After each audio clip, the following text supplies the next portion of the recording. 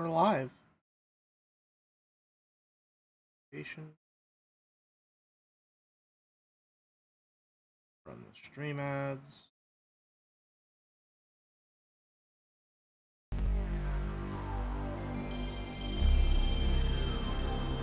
Oh, it's beautiful.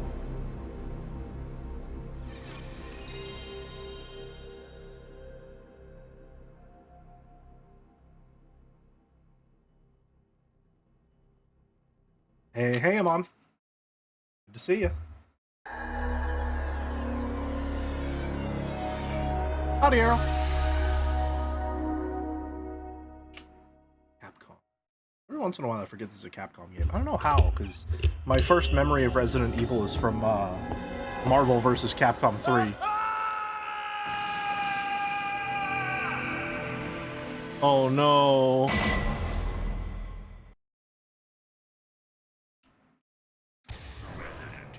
Resident Evil. Anyway, hi everyone. Welcome back. More Resident Evil. Oh!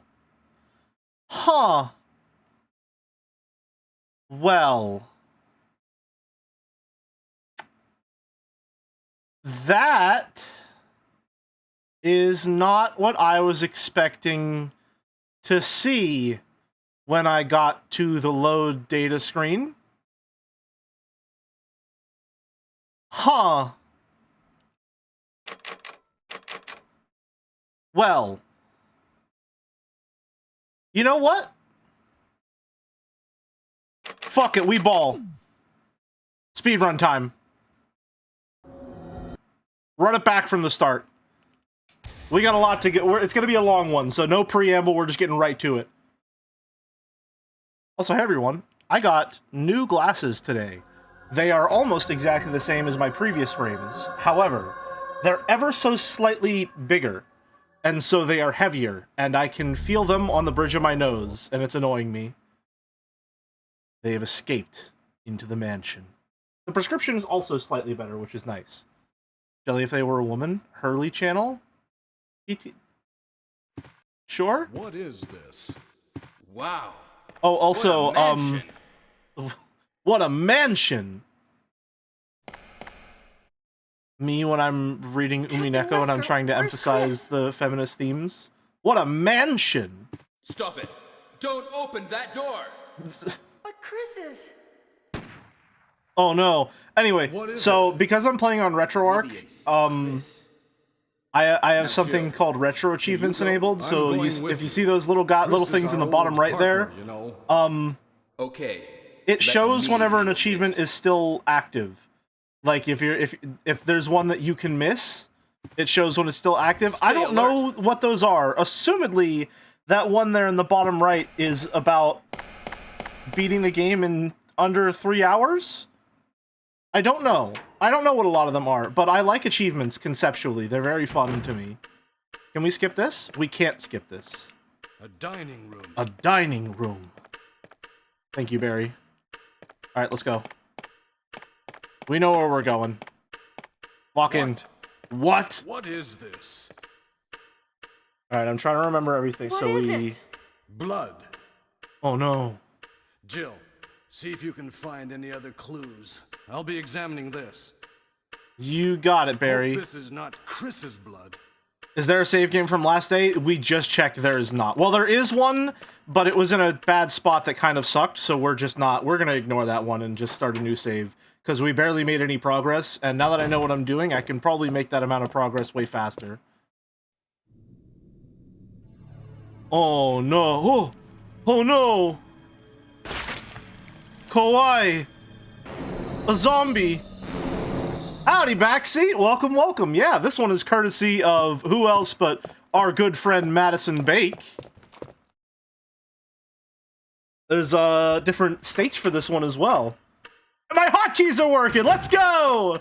Nice! Barry? Alright, but we don't need that right now, so let's just put that away, huh? Watch out! It's a monster! Let me take care of this.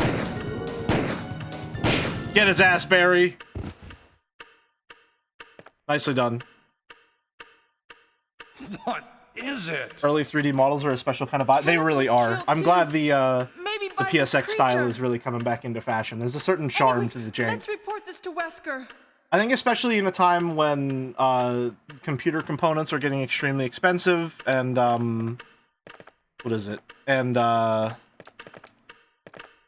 like people we've reached a level of graphical fidelity where like it can't really get much better than it already is. People are leaning more heavily into stylization over optimization. And that's leading to a lot of people looking at the early attempts at what was optimization and is now a distinct style. Help me look for him, Jill. Help me look for Don't him, leave Jill. this hall for the He time sounds being. vaguely like Adam West. Does anyone else hear that? There's no time to check. Oh, I see. Alright, so we're looking around.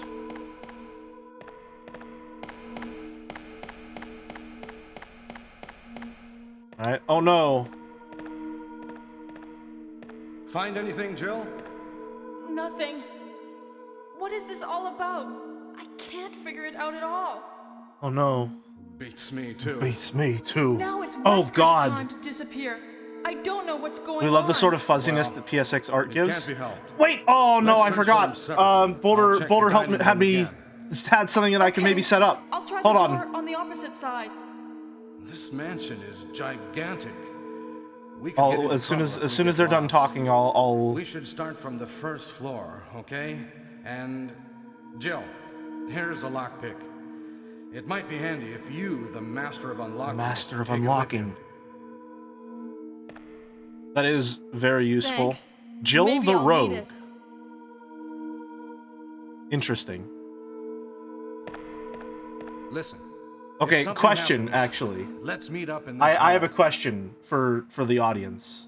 I'd like to pose this one to the This forum, time I'll be as there. it were. I love achievements. As you may be able to tell by the fact that I have retro achievements active on RetroArch.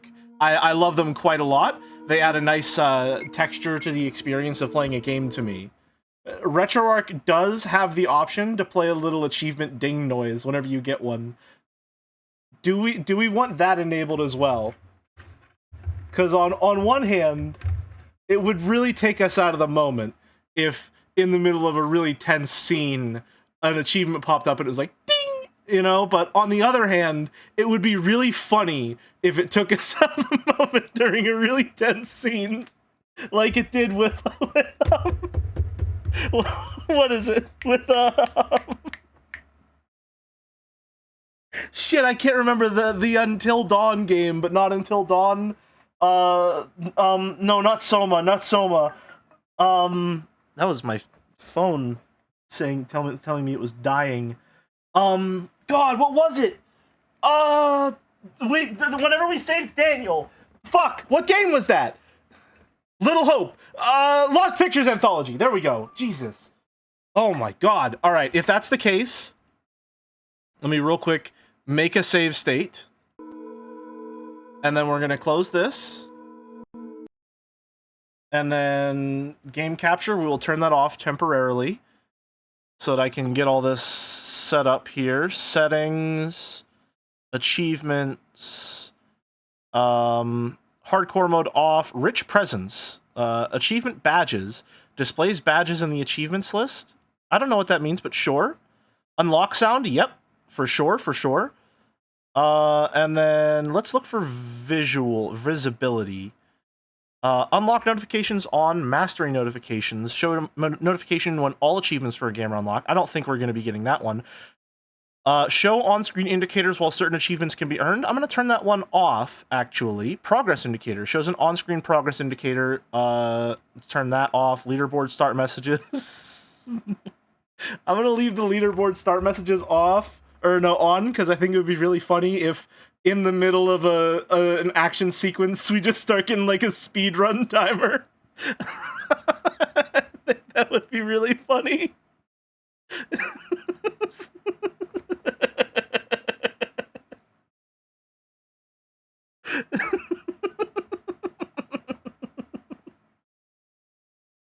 What do you mean leaderboard?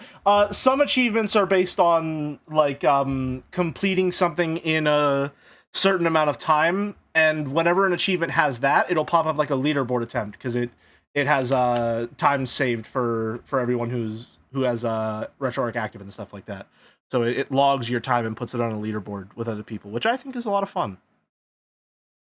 Okay, I think we're good there. So that's all set up. Now, before we do that, I'm gonna go through Boulder's little tutorial and see if we can crust up my my avatar a little bit, just to make sure that I'm matching a little better here. He gave me some very rich instructions. Okay, so here's what we're gonna do. We will take this, we will Control C, and then we will Control V. We will keep this one at the top so we know how to differentiate it. Turn that off. Why am I... Oh, because it has me up here. Interesting. One moment, please. All right, so we go to transform. Transform, edit transform. Mark down the resolution of the VTuber, so... Calculate a fraction of the original resolution. The higher the fraction, the crunchier. Okay. Okay, so he's just asking me to... So this is looking for the resolution of the picture. You know what? So let me get a calc... So hold on, we're doing some math. We're going to open up the calc. That's short for calculator. Okay. Add a scaling / aspect ratio effect filter to the source. Okay, hold on. I need to take a screenshot of this so that I know what number I'm looking for here. It's a number stream. It's just like whenever I'm playing Talos and I start reading one of the messages. All right. Get that closed up. So now we have those numbers. Jell, you're on a timer. Shit, leaderboard attempt started. All right. Then we go add a filter. Add a filter. It is going to be a scaling / aspect ratio filter. Okay. Oh, if it's a filter, then we don't need a new one. We can just Death March schedule. I mean, we're just going as long as we need to today. I'll go until we finish, and if we don't, I'll find I don't know, maybe Friday night I'll stream extra if I need to. 24-hour stream pod. It's possible. All right, where was I? So filters, new filter, scaling / aspect ratio,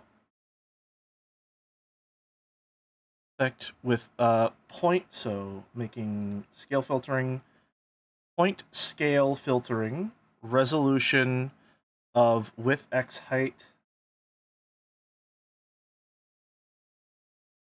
which is a fraction. The resolution base canvas. Okay, so let's see. So the width height was 1084 by 570. So what happens if I just go real low on this?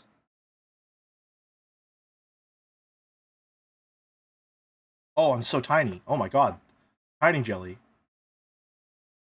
Okay, in that case we do want to make a new one. They're multiplying. So then if I scale it up, I should be crunchier? I don't think that did anything. Unless there's more steps.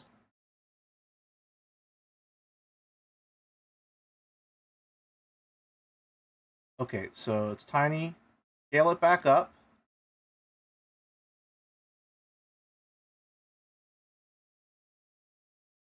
Was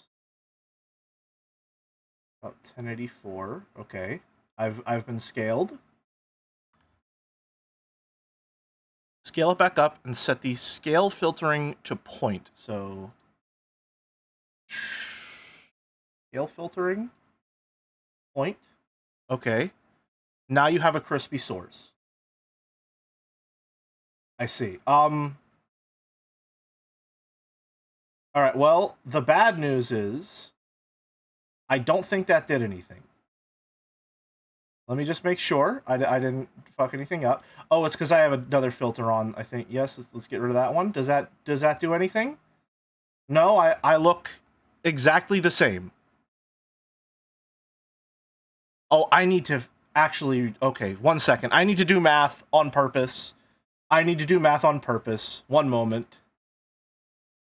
The things I do for love. Let's go 1084 divided by 4 on that one. So we got 271, 1 by, and 570 point, let's round up, 2 divided by 4, 142.55. Okay. I've gotten even smaller now. Let's see if it worked now. Oh, baby, that's what we're talking about. There we go. Now we're talking. All right.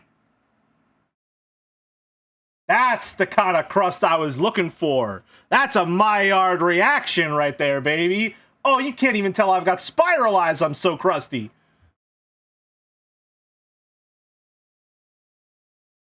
Math is crazy. There we go.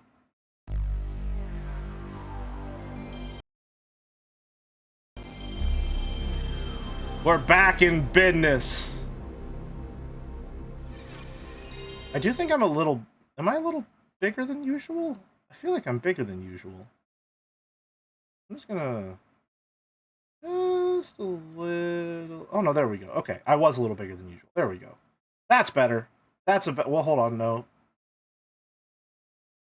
There we go. Oh, that was... I'm not... That's not what that is at all. I'm definitely bigger than usual.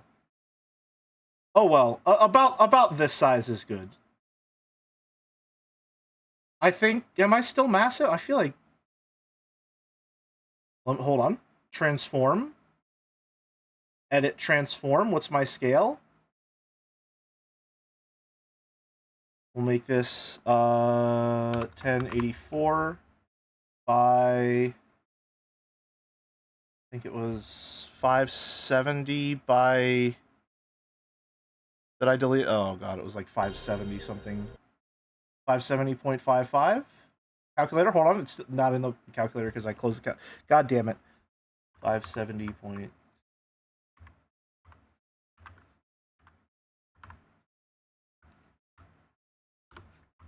I think that's about it.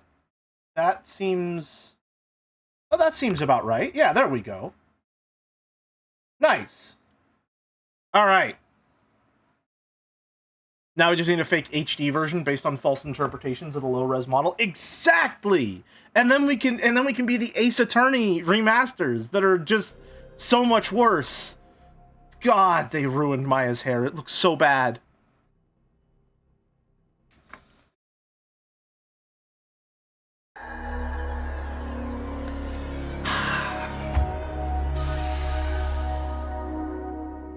Ironically, if I wanted to make models that look like old pixel art now, I kind of have to do that process in reverse if I want it to be easy on myself. Because I realized with, also, hi BT, with, what is it? With, Apollo Justice, what they did is they have fully drawn, fully rendered high-resolution sprites. Save state. I used a save state. Command, save state. Load state. There we go. I realized that they have full resolution artwork of the sprites and that they just scale those down to, you know, convert them into images which can be used in a DS game, right? They lower the resolution. So if I just draw a full res version that imitates the style and then lower the resolution, I get essentially the same effect, which is what I did with Mouse's model for the Tokimeki Memorial streams. Alright, so first things first, we go upstairs, because Barry is a lying-ass motherfucker. So we go upstairs so that we can get the bazooka, which is not a bazooka, it's closer to like a grenade launcher. Up we go. There you go. 2 steps at a time. And it's also what you did right now. Yeah! Huh. You know, it sure is, isn't it? I didn't think of that. Alright. What are we going here? Oh no. Oh, kawaii. Alright, now I have to try and remember where everything is. Oh, Barry's not here. Oh no! It's Forrest! He's been pecked to death by crows. Take that, take the rifle, take the rifle. Will you take the bazooka? An explosive upgrade. Is there anything on his body? Alright, let's get the hell out of here before these... Yep, they're attacking, they're attacking! They're attacking! Okay, we're fine. We're fine. I didn't know that was like that. I did look some stuff up just to make sure that the stream experience would go a little smoother. I still don't know literally anything because my eyes kind of glazed over trying to read and guide to see what was going on. But one thing that I did discover and that I'm really excited about, and is also partially why I'm replaying again from the beginning, is there is a lot of modularity in how the game progresses based on the speed at which you, the player, go through a lot of different sequences and go through the game in general. For example... oh, we don't have a lot of ammo. We should probably... Well, we're going to be getting ammo in just a bit here. For example...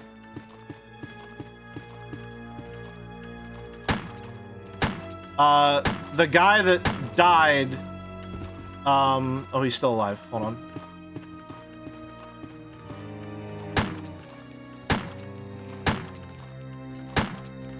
How many there we go.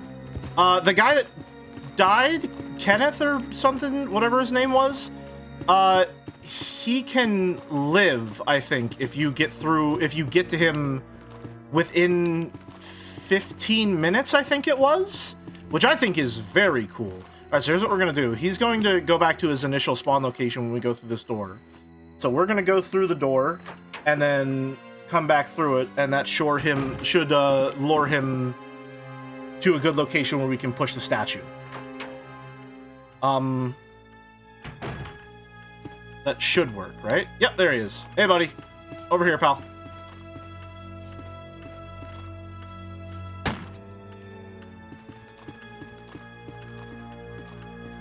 Alright, take it slow.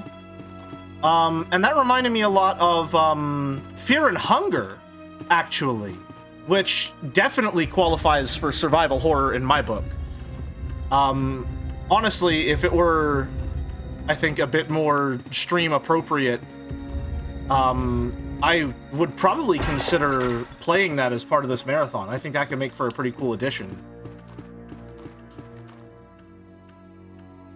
Might be the most survival, most horror game out there. Yeah, it is absolutely an exemplar of the genre, as it were, in terms of both tone and mechanical horror, and also exemplifies a lot of the ideas of puzzle solving, this mix between puzzle solving and combat, although it mixes the puzzle solving with the combat in a way that I think is a genuinely impressive evolution of the genre.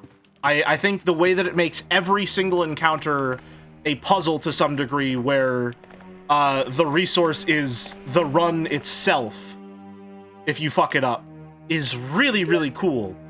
And making it so that every single encounter is a threat to some significant degree by adding an element of randomness to it makes it so that the usual survival horror idea of, do I want to engage with this combat, is even more prevalent, because any encounter at all could be completely run-ruining.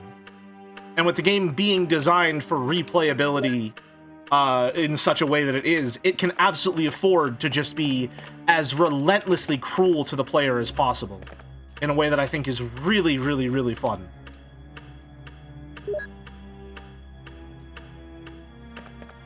Okay, we're gonna get sort of flooded on our inventory here for a bit, which does suck. But I think after we go here, we're gonna go up and around, so we'll hit the storeroom first and get the serum. He's Kenneth. Oh no, it's not Kenneth. I don't know who the other guy is. Howdy, little cactus. Good to see you. He's a shadow of his former self, but he does have 30 bullets for us. Thank you very much. Oh, we're not going to be able to solve the first puzzle that I wanted to go here and do, because we're out of inventory space. How can I remedy that? I guess we should probably visit the storeroom first, huh?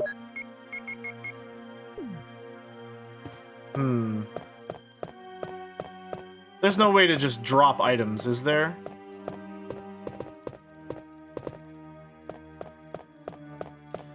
A little more pixelated, I see. Very fitting. It's locked from inside. Okay, so we can... Alright, yeah, we're gonna go to the storeroom first, then. And we're probably good to... Oh, my bad. We're probably good to put that away. So we want to go to the storeroom, put probably almost all of our stuff, including our ink ribbons, away. And then we'll come back here, get the music sheet, swap the emblems. And I don't know, we'll just make a little circuit of it. While we're there, we want to try and get the armor key as soon as possible so that we can save, what's his name? Or can we go to him now? It'd probably be better if we can go to him now, we should go to him now, because we're going to be heading to the storeroom where the serum is regardless. Yes, we can go to him now, I think. Unless we need the armor key to open his door. Which would be very annoying, but I wouldn't put it past this game.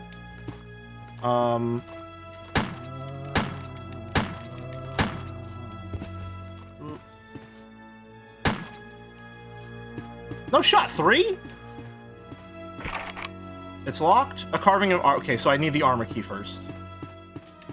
Alright. Slightly annoying, but we can work with that. I want to see if we can get him... I want to see if we can get him out of here alive. That'd be very cool if we could. I want to see how that would change the game. I've come with the realization that with chat having the ability to hide messages from VOD viewers, Jelly now has the ability to say anything. Pass it off as being said by a chatter and no one would ever know.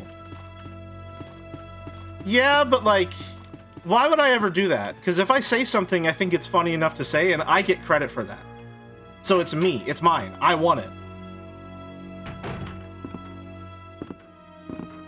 Okay,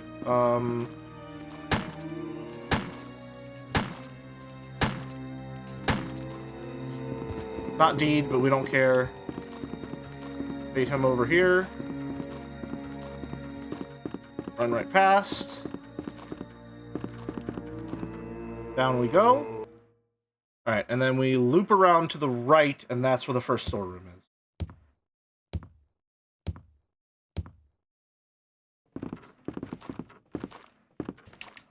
In we go. Nice. It is kind of awesome just to see, like, already how much familiarity I have with this environment.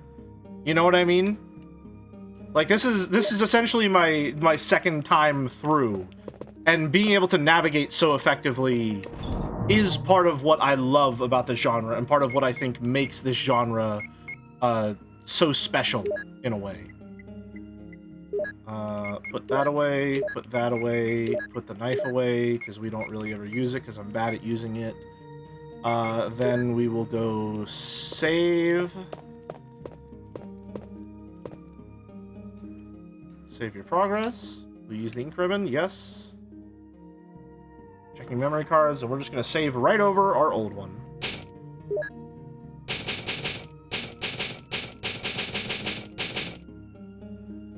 Nice.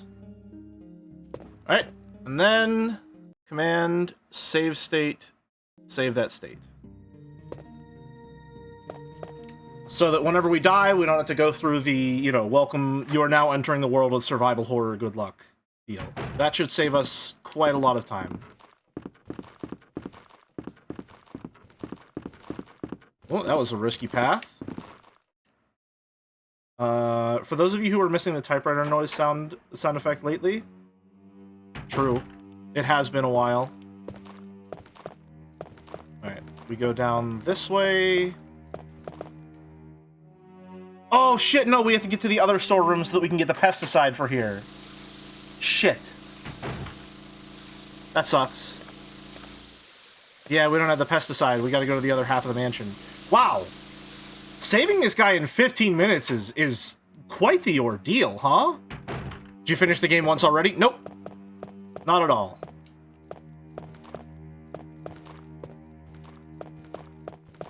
Alright, I think we want to kill this guy now, though. He could be a problem. I gotta take the clips. Let's see, is he still alive? He is still alive, so we... That was bad. That was really bad positioning. I need to get the hell out of here. There we go, just had to make sure he's dead. Do you have a limited save? You do have limited saves, yes. You have to reload the pistol in the inventory screen? Yes and no. There is no active... That is the active reload. If you run out of ammo and try to shoot, you'll get like an empty mag click, and then your character will reload. But the only way to manually reload without first running out of ammo is to reload yourself in the menu. Which is also safer, because it pauses the game temporarily.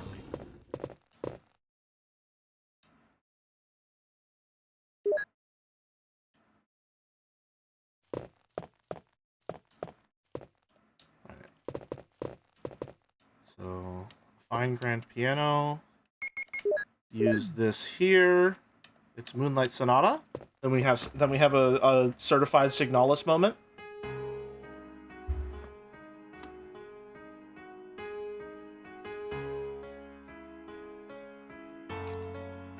Imagine if the game didn't pause when you open the inventory screen. Then it would be Dark Souls. Which, can I be completely honest with you? I really don't like that Dark Souls doesn't pause when you open the inventory screen, or whenever you open a menu. I don't think that really adds anything to the game, other than making it easier so they don't have to implement a pause screen in a game that's designed to be always online. Which is doubly annoying because there is actually a pause screen in Elden Ring. But that's a whole can of worms. Alright, combine that. I think Dark Souls has done irreparable harm to games in general. It's arguable that yes, although I think it's also had a great many innovations that come with it as well.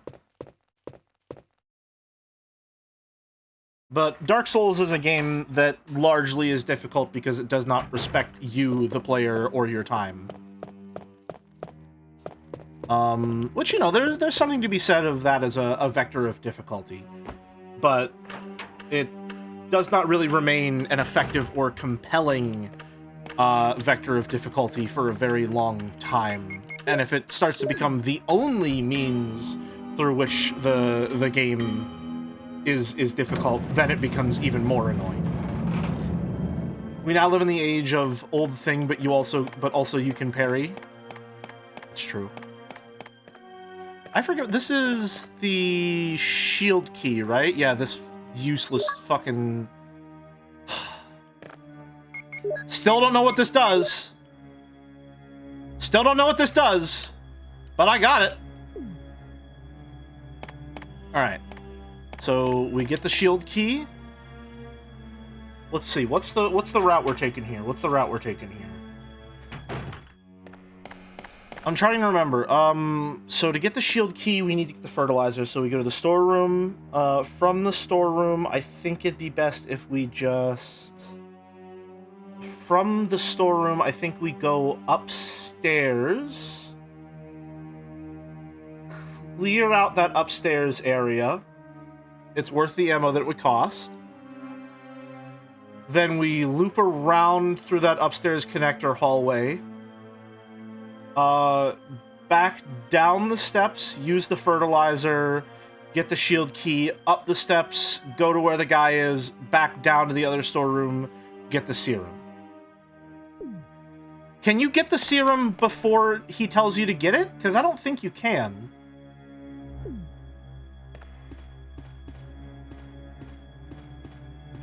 How do we get the, We have to go this way.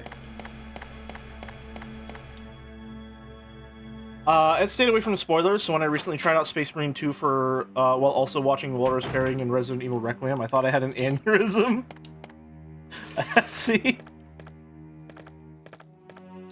Yeah, a lot of what I've heard about Resident Evil Requiem is there's a very fun contrast between the more horror-focused elements with the new character, I don't know her name, Grace, I think, and then the, like, extreme, insane, nonsense combat action of Resident Evil 4 with the Leon sections.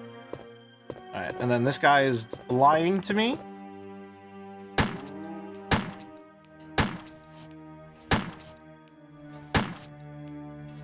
How many fucking bullets do you take, man? The greed of this fucking zombie.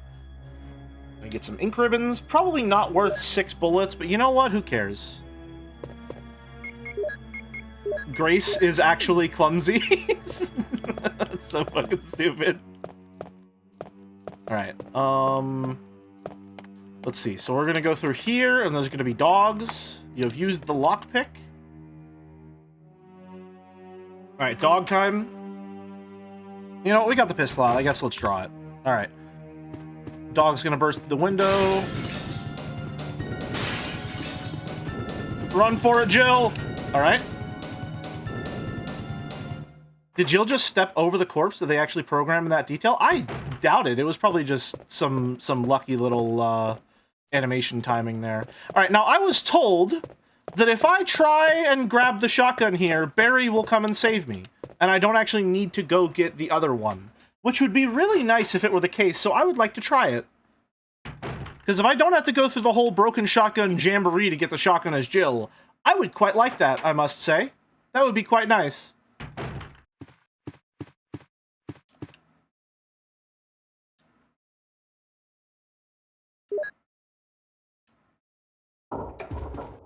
Let's see. Alright. Now, surely a giant spike trap is about to fall from the ceiling and kill me. Yeah.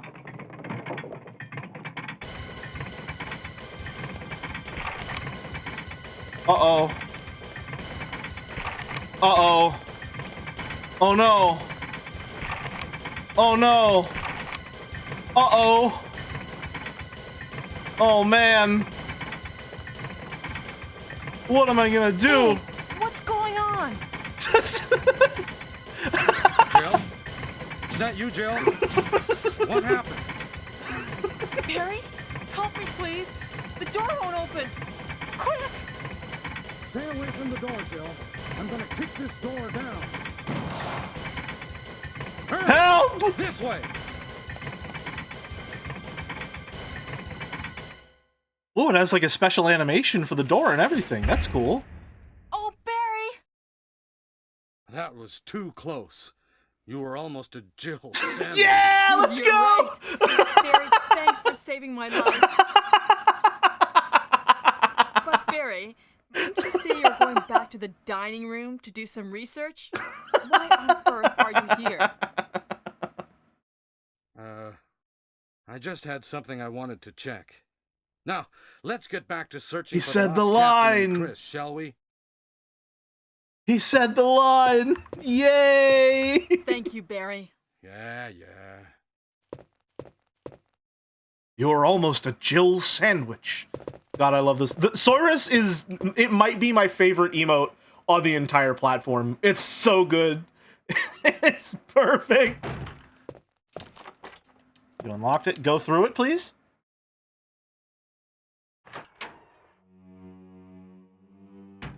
Chris doesn't get Barry, so he just gets squished. Yeah, he has to... I assume the whole shotgun, broken shotgun jamboree is so Chris can get the shotgun. I wonder if anyone has tried to build this in The Sims. Oh, almost certainly, yes. Alright. So let's snag this. Will you take the chemical? Yep. Then we will open up this so that we can grab the... Oh, no, we don't want to swap the Beretta for the clips. We want to take the clips. Then we will combine them, and we will combine them. Then we will... Let's get the herbs first, and then we will save.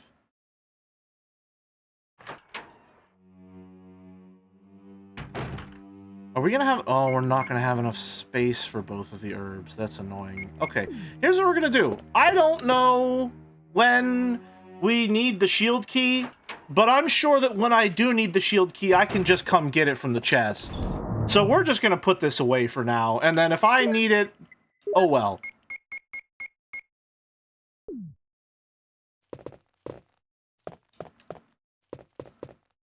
Alright.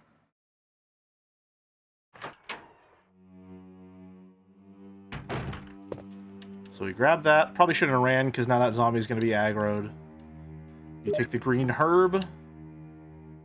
Indeed I will. Alright. Then we are going to risk taking damage to see if we can get the shotgun one shot on this zombie up here. So, pull him up. Get ready to clip it.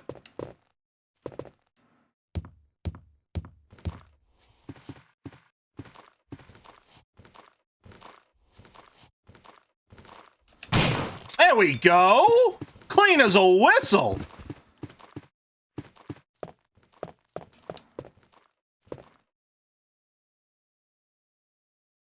Is that a... I feel like... I said it and then I thought about the term. That can't be right. Clean as a whistle can't be a thing. How is a whistle clean? What does that mean?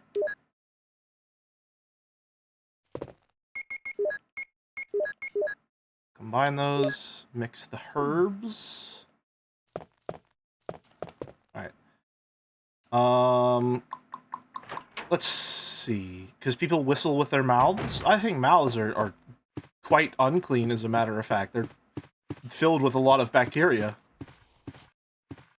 Okay. I don't think we're going to be able to run past this guy, so... Oh, no. Please, Jill, stay where I can get a good judge of distance. There we go. Okay, that's quite lenient and very effective. I think it means the whistle action, not the object, and you can hear a clean whistle miles away. I see. Gotcha. I can believe that. I can incorporate this into my worldview. Right. So, as long as we're careful with our ammunition, I do think we can pretty effectively kill most enemies with the shotgun. Nothing uncommon. It's well arranged. Alright, then we will unlock this real quick. So that we have that to move through. Nothing unusual. Alright. Then we're going to go through this way. And now we don't have the armor key yet.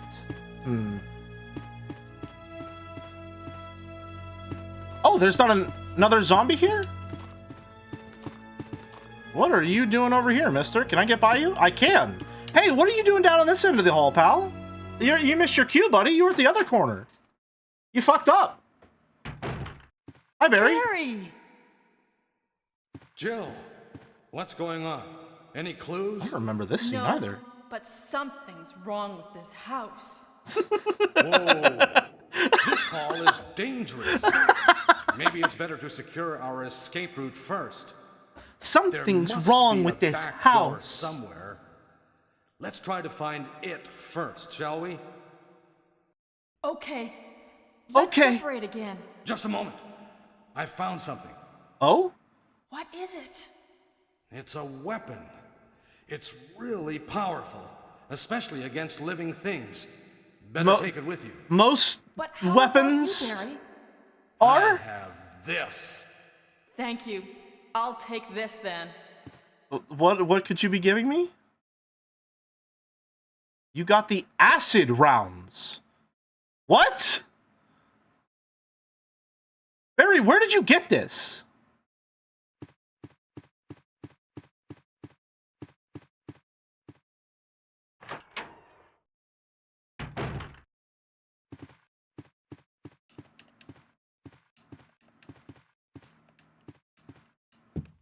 All right, down the steps we go. Just a little casual saunter with a shotgun in one hand. Am I going? No, I don't want to be going this way. Because no, I do want to be going this way. I do want to be going this way because I can go through the first floor where Kenneth's body is. Yeah, and then I don't have to go past all the zombies because I opened it up from the other side. Okay, we're good. We're good. Listen, my mind up there, it's like a steel trap. Even I can get lost in it. Even I can get stuck. This isn't director's cut, right? No, I believe this is the original.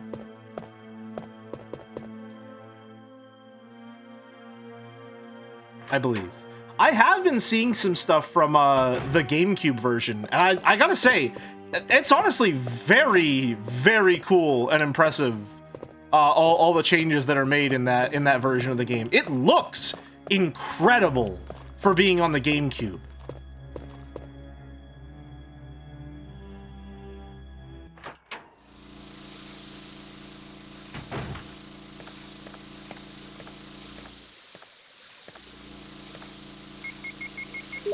Oh.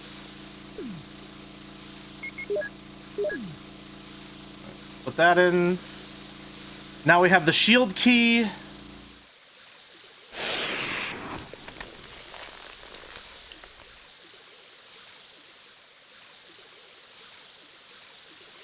Okay, I don't want to. I want to be honest. By the way, the first time we got the shield key,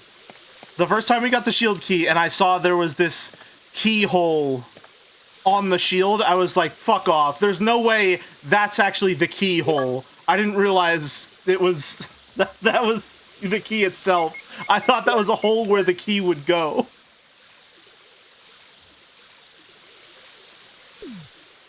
Okay, and there are quite a lot of herbs in here. I'm gonna use this real quick. That should get us back to full. And then we take the green herb. No, we'll leave that inventory space open and we'll come back here whenever we need these. We're on a time limit right now.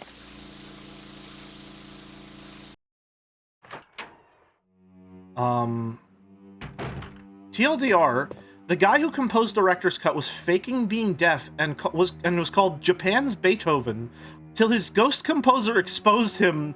Director's Cut OST is very, very funny to listen. Is that the one that I'm thinking of? This room clearly inspired Luigi's Mansion Dark Moon for the 3DS. That's something that I'm honestly really interested in maybe looking into after playing all of these games. I feel like Luigi's Mansion would be a very fun game to look at in the context of, like, the survival horror genre, because of how much it is clearly inspired by it in so many different ways, in terms of, like, setting, mechanics, even some, like, mechanical callbacks in terms of stuff that happened in Sweet Home, like with the vacuum, even though that's clearly inspired by Ghostbusters. Like, there's a lot going on there that I think is really interesting. Isn't there researcher's notes on the desk too? No? Are they over here in the cupboard? Oh no, there's the fake shotgun though. We take the clip, yep. And there's the broken shotgun, which we don't need anymore because we got the real deal. Cool. Alright. We're gonna loop back around this way first, just to see if,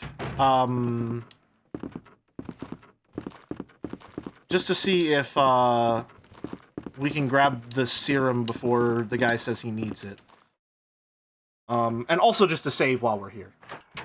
Save and then deposit our ink notes. Vitamins and serum, so we can't grab them. Okay. Let's see. Here's what I'm thinking. We will reload the shotgun. We will put away the extra ammo.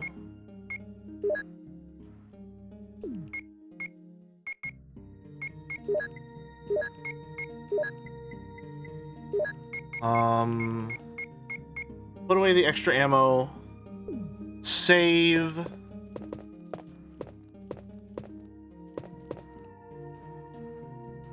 Save your progress. Yep, save, because we made a decent amount of progress. I'd just like everyone to know, by the way, we streamed for 4 hours on last week, whenever we streamed. And we made about this much progress. We have now been playing the game for, I would say, about 30 minutes or so, even though we've been live for about 50. And we have made the same amount of progress.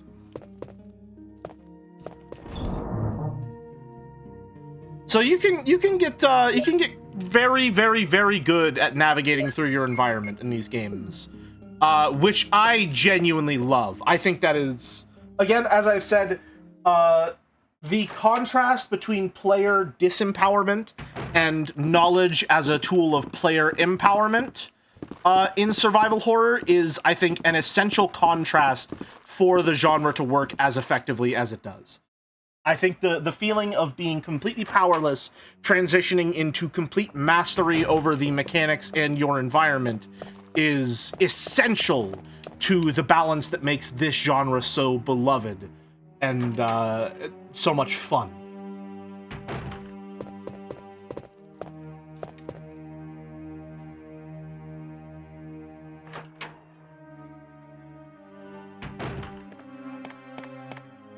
Alright, I do think whoever this guy is, though, is dead as hell. There's no way we're gonna be able to get the medicine to him. He's probably already doomed. If that's the case, like, damn, how fast do you have to go to be able to save him? That's a genuine challenge if that's the case. I like that a lot. That's very cool to think about.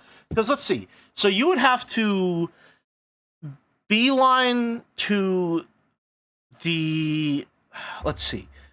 You would have to immediately go right through the dog hallway.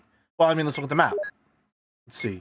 You would have to go right through the dog hallway, up the dog hallway, through past the shotgun room, to the storage room, grab the fertilizer, then up the... No. Grab the fertilizer. Then you would... No, you would have to go up the stairs. That would be the fastest way. Up the stairs, past the 2 zombies there, around, other side of the hall, across, down the steps, through the hallway, past the storage room, down to that room, then use the fertilizer, grab the armor key, and then completely backtrack the exact same way that you came in, get the guy, and then run back to the storage room one last time to get the medicine. That you would have to be, like, extremely tight in your timing to get that done. Holy shit. So this is definitely the kind of thing that you're meant to fail on a first playthrough. Like, you have to know that this is a possibility and make it your 100%, like, objective first thing you do every single, like, in the run if you want to pull that off, which I like a lot. Again, that's reminding me a lot of Fear and Hunger with the timer on Lagarde, which I think you have like, what, like 20 minutes or so until he's just straight up dead forever, and Richard, that like fails the run. Oh, Jill, this house is dangerous. There are terrible demons. Ouch! This house is You're wounded. dangerous. What kind of There demon are attacked terrible you? demons. It was a Ouch. huge snake, and also poisonous. Ugh. Poisonous? Oh no. Richard, hold on. There is serum. Oh no, I should have brought some with me. No problem. I'll go and get it. Thanks. Thanks. Did we make a save state when we made our last save? We'll be fine. Don't even worry about it. We'll be fine. We won't need it. We're good at the game now.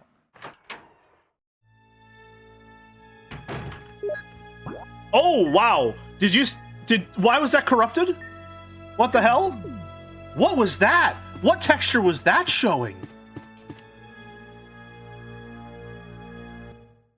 I saw an eyeball in that corrupted texture. Is that like a plant monster? Alright. Run across the hall.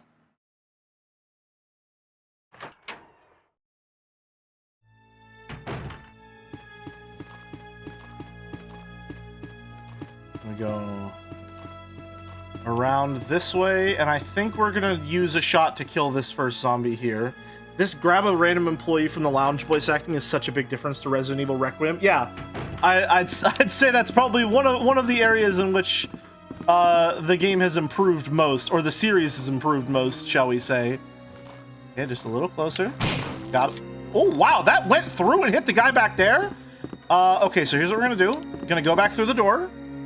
Grace's VA is incredible, and Walsh applauds it every time. Leon has the subtle charisma to pull off his dorky one-liner. Yeah, people love Leon, man. People love Leon. I'm excited to play the Resident Evil 2 remake to get my like first experience with Leon in his original game. I think that'll be really fun.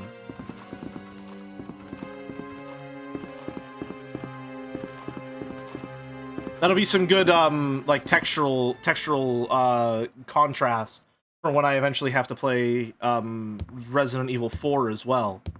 For reference, this never had Japanese voice acting. Oh, that's delightful. What a charming directorial choice. That's amazing. It really adds to it, because I think it's hard to judge in retrospect, I would say, because I don't have a strong idea of like the limitations of the technology at the time, and like the limitations of like connections around the world, so to speak, and how developed a lot of these you know, markets were at the time. But like, it feels to me like they're distinctly going for B-movie horror, something that is like, you know, it has a horror aesthetic to it, but it's cheesy and low budget, because that's what a lot of indie horror is in terms of the movie scene, right? And so it's difficult to tell whether they're going for that deliberately as an homage to those sorts of things, or if it's just a matter of that's the kind of budget they're working with, and, you know, that's just what the style was. Movies were just lower budget, and that's the kind of horror they're attempting to emulate. But it ends up, I think, being an overt positive for me, looking at this game in retrospect. The cheesy voice acting and a lot of the goofier framing of a lot of things is, to me, beneficial to my experience. Rather than detracting from, you know, the scares of it, to me, that's immersing me more in this charming indie horror aesthetic, because that feels like it lines up more with my expectations and my experiences with the genre. So I like that a lot.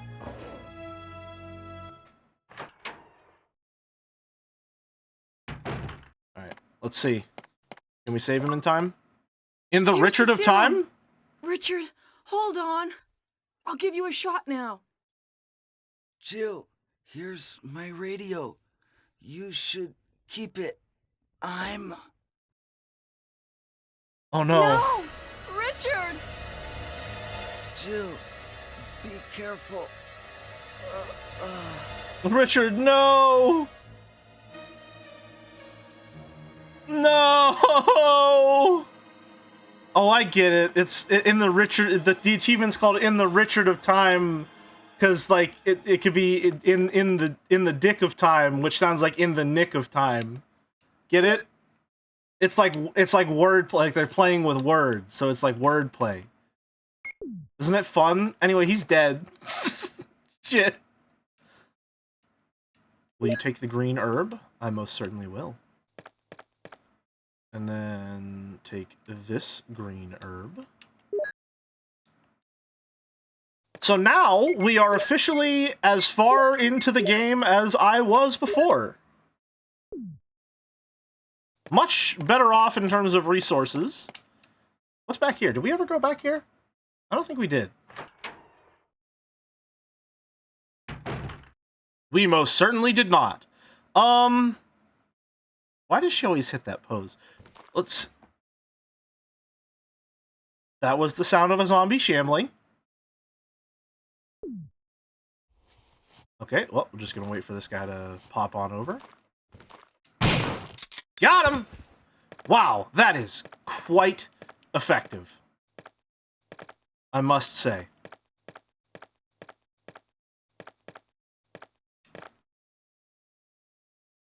I just looked up Richard on the Resident Evil wiki, and wow, does he have a massive nose in his artwork? Right, let's see here. This looks like a puzzle. Will you take... Yeah, I'll take the clip. Don't mind if I do. Me, whenever I say something funny on twitch.tv, and someone in chat decides to immortalize it in a short video format. Yeah, I'll take the clip. Don't mind if I do. I gotta tell you, my echololly is really, really, really helpful for those bits. Being able to remember and echo back how I said something is pretty good. I read the English manual, and it's very funny how every dead/dying character is described in present tense, as if they're going to be active participants in the plot. Damn. What a shame. Ooh. It's very funny how, like, they don't have the tech to do slopes yet, so every time you have to ascend, there's a staircase, and there's, like, a can, like, I have to actively press a button to ascend. It's locked. Carving... There's the shield! There it is! Alright. Nice. Nice, nice, nice.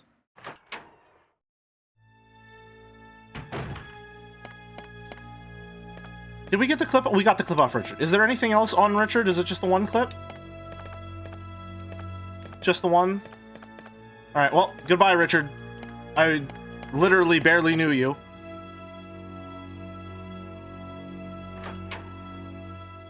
I'd almost be interested to play the GameCube version of this afterwards. I don't know if I would want to stream it. Did we ever go in here? I don't think we did. I don't know if I would want to stream it, but I'd be really interested in checking it out, just because, like, it keeps a lot of the visual fidelity, or it improves a lot of the visual fidelity while keeping... Something can be seen in the showcase.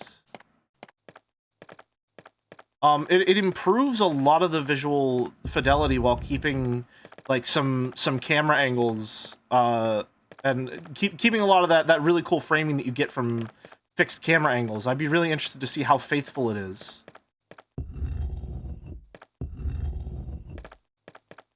Okay, I don't think I'm doing this puzzle correctly.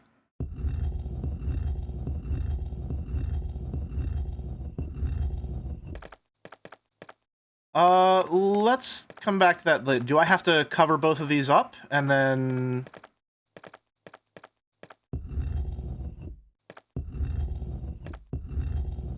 Now that they're covered, press the button? There's a switch. Will you push it? Yeah, why not? What could go wrong?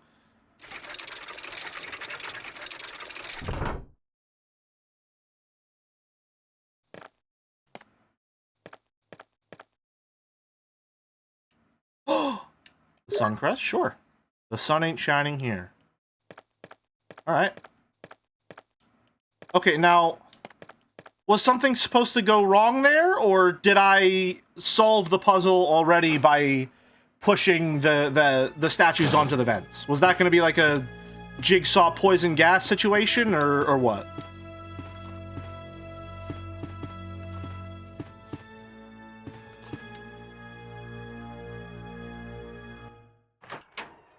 Our protagonists have crazy backgrounds, like Jill being a 23-year-old ex-Delta Force member, or Chris being an Air Force pilot who was discharged/resigned in protest.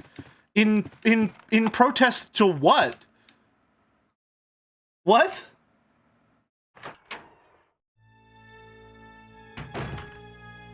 Oh, I remember this place. We died here. This is where I died at the end of last stream. Okay, I don't want to explore just yet. Let's go to the storage room downstairs and put some stuff away. And then we'll come back up here. Because there's clearly something going on there puzzle-wise. And also, while we're down there, we can grab the shield key. It looks like we're also getting ample ink ribbons to save with, which is quite nice. I think if I'm rationing those effectively and only really, like, saving when I... go back upstairs, back upstairs. I don't want to take damage there. And I don't... he's in front of a save room. I'll kill him. He's worth the bullet. It's very strange to have this kind of switch up from how Signalis has sort of made my brain think of how these weapons work. Because in Signalis, the shotgun is like, you wait for a group of enemies to use the shotgun because it's really effective at... The spread makes it very effective at like taking out multiple enemies all at once. Whereas if you're dealing with just a single enemy, you use the pistol because it keeps you at a safe distance. The shotgun does more damage in a spread than it does to single target. But it seems like with this game, yeah, the shotgun has a spread, but what it's most effective at is you wait until the guy gets close and then blam, he's done for. So we will... No, let's not save. Let's grab all the stuff that we need from this here first, and then we will save. We want the shield key. Let's swap these herbs. We don't really need those yet. We will put this away. We will grab this ink ribbon. What else do we need? We're going to combine the ink ribbons, and then we will take the blue jewel with us, because we know where to use that. Well, no, we want to have an empty spot open. So let's save, and then we'll put our ink ribbon away, and then we'll go upstairs. And if I'm lucky, that area with the elk, the mounted elk, or whatever it is, will have the red jewel in it, and then we can go to the tiger statue and insert both of the jewels at the same time. That'd be really nice if we could do that. So put the ink ribbon away, grab our shells, reload. The good thing about the shotgun being so effective at taking down enemies is that I can, like, I'm not gonna probably need more than 7 shots at any given moment, right? If I need reserve ammo, that's why I have the pistol with 71 spare, right? The shotgun is, I wait for a zombie to get close, 1 shot. If I have to take out 7 zombies in the time it takes for me to get from one storeroom to the next, I'm not being efficient with my ammo or my, like, picking the fights that I need. So having 7 bullets is plenty with the shotgun.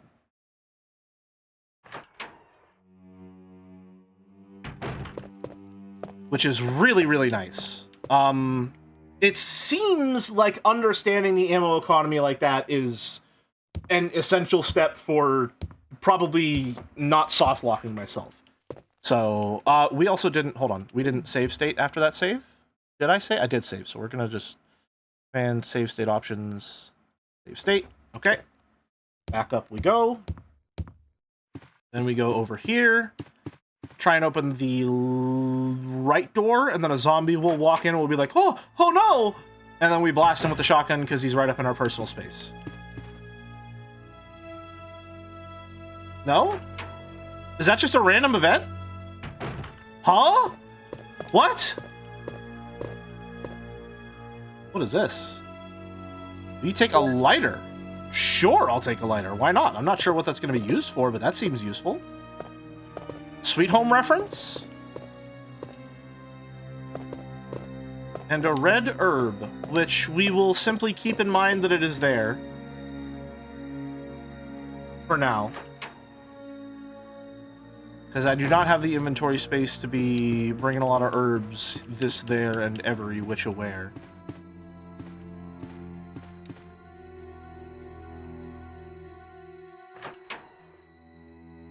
Off I go then. What do we have here?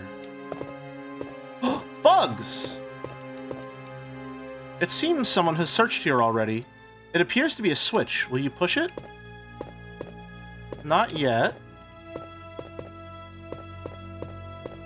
What is going on in here? Researcher's will. It's a letter. The top of the letter is missing. The remaining says, yes, I'm infected. I did everything I could. Oh, we need to go down whenever we drop off the blue gem, we need to go and get the researcher's notes and get the shotgun shells in the closet. I did everything I could, but I could only delay the progress by a few days. The most frightening thing is that I would forget more about you by the day. So I chose a peaceful death rather than becoming the living dead. Within an hour, I will have entered my eternal sleep. I do hope you'll understand my decision. Goodbye and forever yours, Martin Crackhorn. Researcher's will has been filed. Oh, it's too heavy to move.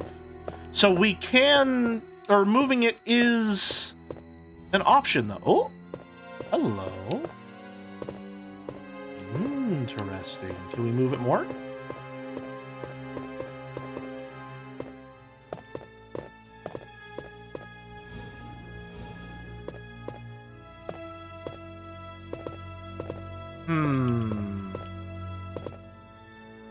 Did I just... Uh-oh. If I leave and come back, will that be back in... Okay, yeah, we might have fucked up. Kill the zombie fishies? Are there zombie fishies? I didn't see them if there were.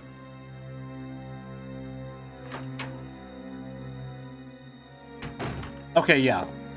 So I need to be able to... It's too heavy to move. What if... Hold on. I'm gonna use my MSim brain for a moment. Nope. Okay. Worth a shot. Literally. Especially now that we have an even 70. Let us hit this switch.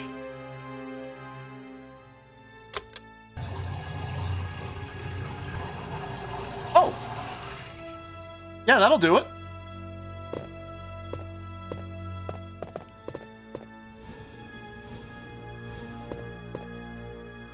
I like being able to push stuff around. That's not a mechanic I would... It feels strange to say, but that's not a mechanic that I was expecting in this game. And I like it quite a lot. It adds a certain fun level of interactivity. Explosive rounds! Huh. It adds a level of interactivity that I wasn't expecting and that I quite enjoy. Alright, let's see.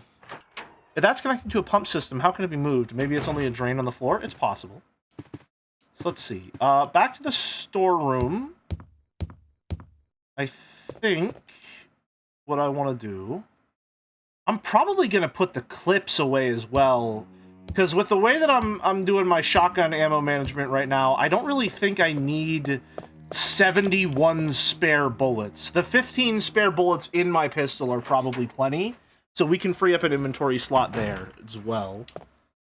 So let's see here. Explosive rounds, you can go here. Clip, you can go there. Probably still need the armor and stuff like that. Let's put the lighter away, and I'll come back for it when I think I need it. And then we were going to go back upstairs so that we can see... I'm going to grab the red herb while I'm there, because if I don't grab it now, I will forget about it. And I'll be able to combine that with the next green herb I see to make a full heal. And then what? Then we use the shield key and see where that leads. We're making good progress. Yeah, I dare say, I think we're perfectly poised to be able to beat this in one stream. You know what? I think we can do it. I think we can do it. Especially if I ask for help later on when I don't know what I'm doing. That's really cool. I wonder why the zombie came into the room. Did that only happen because there was still one left alive out there?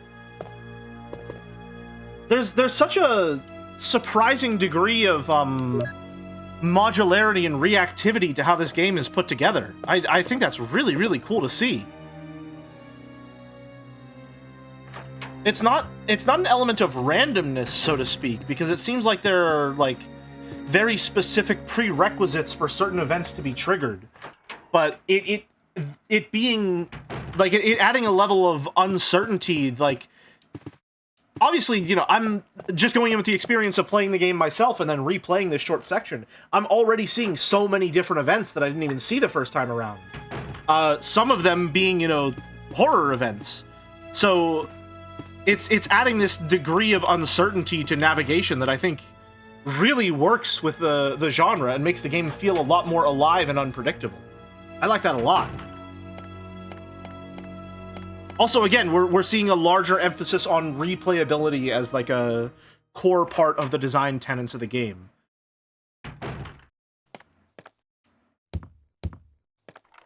Which definitely seems to be... I don't know if it's necessarily...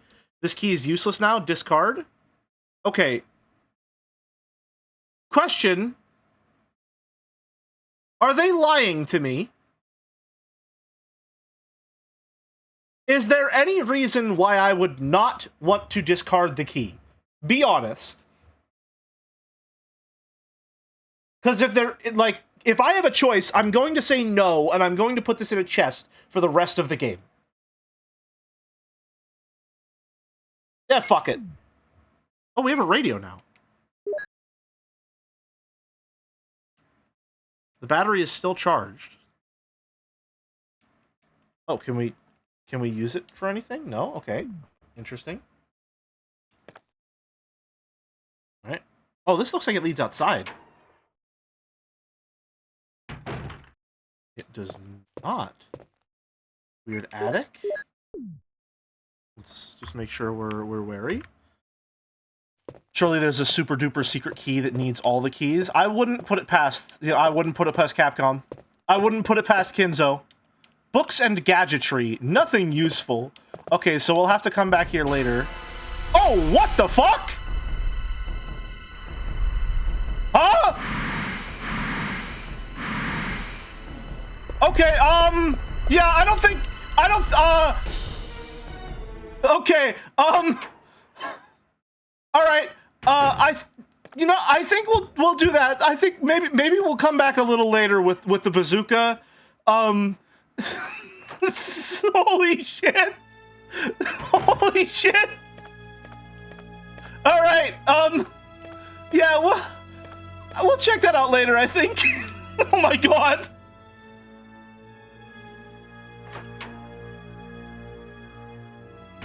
Okay, let's see, what's the... Where am I trying to get to? I want to go this way, and I want to go down. It was a cute snake. It was a giant... I quite love snakes, I gotta say. I love snakes a lot.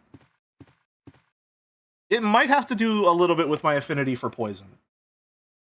I like Ekans as a Pokemon quite a lot. Strangely, not too big a fan of Arbok.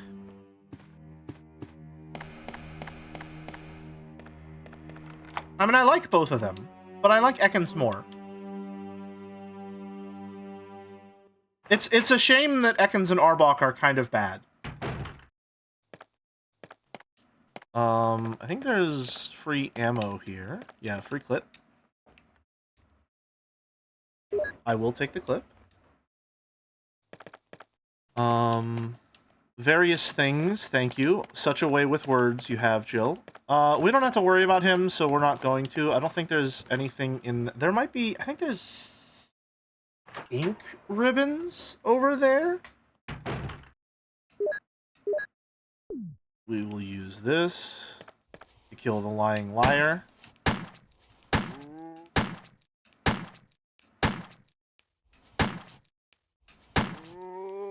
Okay, so 6. 6 is the magic number for crawling zombies. We take the green herb. So next up on the list we have after we finish Resident Evil, we are going to be playing Silent Hill. And I do wonder with Silent Hill if I should just do one stream of it to make up for the what is it? To make up for the... What is it? The lack of streams this week. If I should just do one stream of it, and then when I do the Silent Hill Marathon later in the year, I'm thinking October, if I should play through it all the way then. Has there ever been a Silent Hill 1 remake? Does anyone know? Ink ribbon, can't carry any more items, that's fine.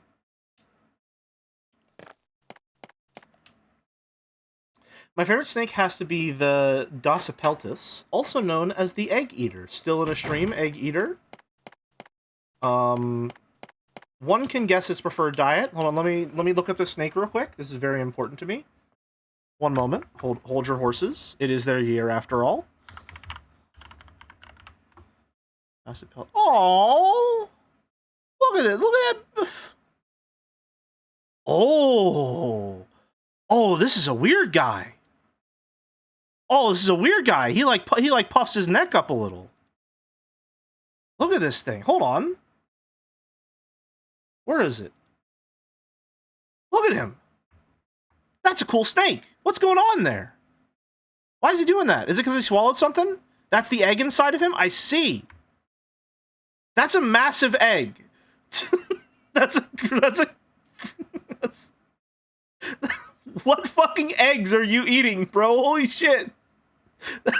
That's either a very small snake or a very large egg.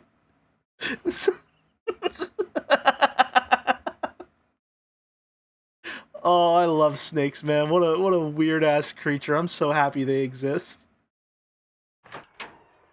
Egg? Nope, didn't see one. Doesn't ring a bell. Where was I? Let us reload. And then where am I off to next? I need to get to a storage room so that I can grab the jewel.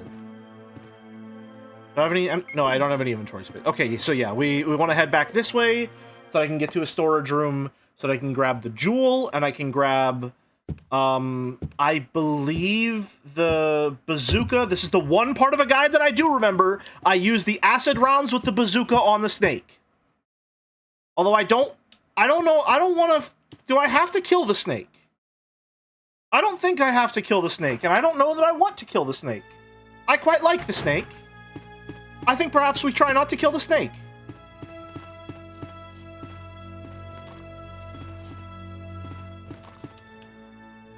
I think we're gonna go for the no snake death run. Actually, let me know if I don't kill the snake now. Will it become a problem later? You know what? We'll find out. Don't tell me that. Don't tell me that. Listen. Here's what I want to know. When I ask for backseating advice, all right. Here's the difference between when I'm thinking out loud and when I'm actively looking for someone to backseat. All right. Which is, you know what? I don't want to call it backseating. You guys are my GPS. I asked for your help, and that's why I am receiving it. Here's the difference between backseating and GPS. All right, GPS is when I ask, okay, I'm lost. Where do I go to move the story along? Backseating, or like general, just me thinking out loud, is, oh, will this happen? That's me just being like, oh, if I don't kill the snake now, will something happen? Don't tell me. Even if I ask you to. Don't tell me. I don't want to know. I have to live by the consequences of my actions, because this game has a lot of reactivity, and stuff like that is core to the experience of playing through it the first time. Don't tell me.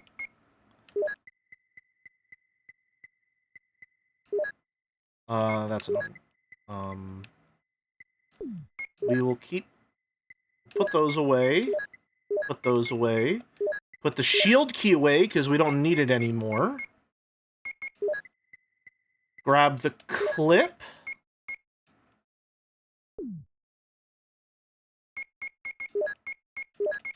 What about trunk seating, as in could you shoot the aquarium as a chatter wondering? I think that's just part of the normal experience of being a chatter. You know? I think that, I've talked about this before, I think I have a very unique, not unique as in like, oh wow, I'm the first person that's ever thought of it like this, but unique as in like, novel, not ordinary perspective on backseating and streaming in general.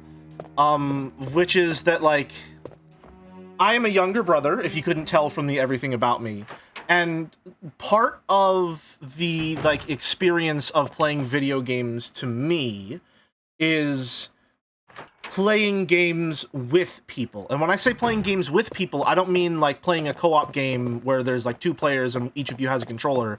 I mean watching someone play a single player game, and part of the experience of playing that, either holding the controller or not, is like watching and commenting and like asking questions and like asking if you can do certain things. Stuff like that. And so I don't mind backseating to a large degree because I'm viewing that kind of as an extension of like how I think about playing games with other people. So for me, and this is just like so you understand the perspective I'm coming into streams with. I am playing the game with you guys. Like, you are watching me play the game, yes, in, like, strictly speaking in that sense. But to me, this is playing a game with people, right? We are playing this game together.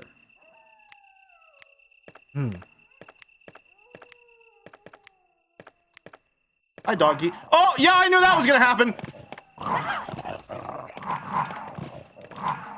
Yeah, I could've... I should have known. I should have known. All right, well. Folks, just a spoiler warning for Old Yeller.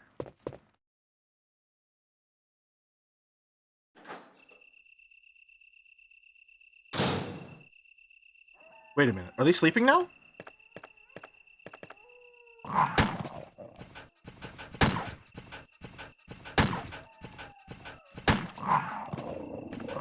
I don't know what's going on. I'm scared.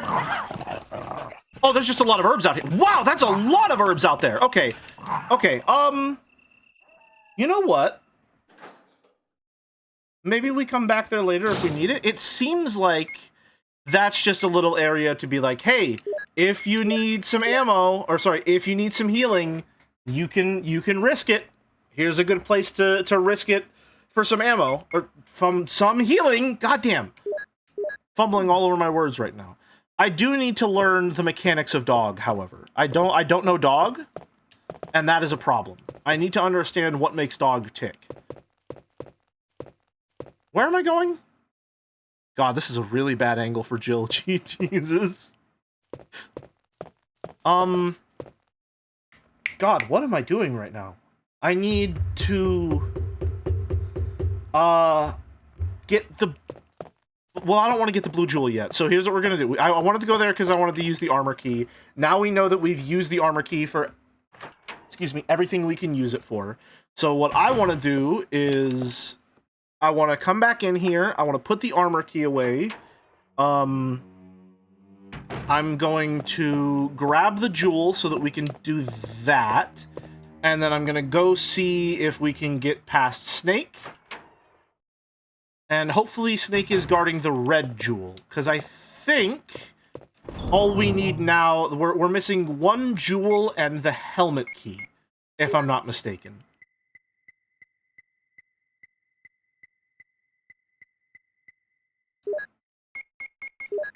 Put these away. Green herb.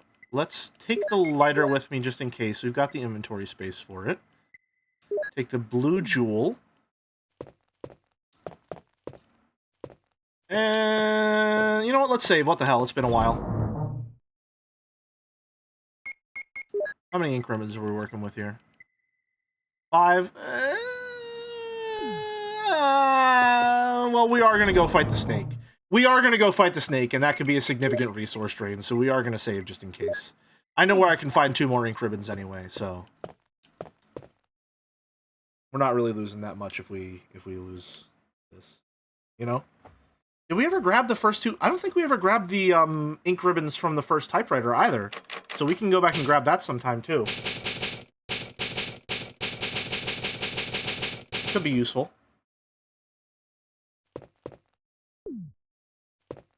I think we're going to loop past the main hallway anyway, so we'll grab those then. So in that case, I'm just going to hold on to these because I need to account for the inventory space anyway. Let's see what we're doing here. We're gonna... And if I'm gonna be going past to grab the ones in the main hallway, I might as well go grab the ones that are in the side room as well. God, I feel like... I feel like I've gone from wandering around aimlessly to, like, I've got a shopping list and I'm just going to different aisles in the supermarket. Like, I'm planning my little excursion. It's got to be like a fucking... We're one-trip trooping right now just to make sure we're maximizing every save as best we can.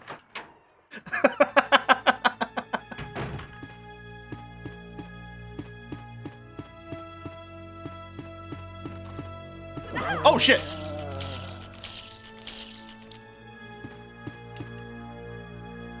Alright, well, what's our health looking like now? Because if we're in the red, now we should use our medical spray. We are in the red, let's use that medical spray. Good to go. This is now your resident. You know, this is just how we get around, you know? Okay, so it seems like that zombie spawn is determined by where you enter from. So if we enter from the storeroom, we want to go into where, I don't remember his... It started with a K or a J. Jeffrey? I don't know here. And save your progress with this? We use the ink ribbon? Oh, no, I thought there was an ink ribbon here. Did we not... Did we grab those already and I just didn't remember? Or do we miss out on those 2 ink ribbons because you're supposed to grab them for the tutorial and then they're not there afterwards? Oh, no. Oh, no. Oh, well. We can still get 2 ink ribbons here. Or am I just misremembering entirely and you don't get any there? I don't... Who cares? We're fine. We're really good at the game, so we're not going to even need to save that much. It's going to be perfectly fine. I'm also now realizing that with the amount of shotgun ammo that I have and with how effective it is, I probably can kill every enemy in this area and just make it completely safe to navigate. That's a cool thought. And it seems like, unlike Signalis, when an enemy is dead, it stays dead, which is actually extremely valuable information. Because in Signalis, a lot of the problem with the resource drain of combat was the question of whether it was worth it, not only because you were using some of your ammo that you might need for a boss fight or something like that, but also because the ammo might just go completely to waste because the enemy would only temporarily be dead, you know? So you might just be using ammo and then it would come back and it was all for nothing, right?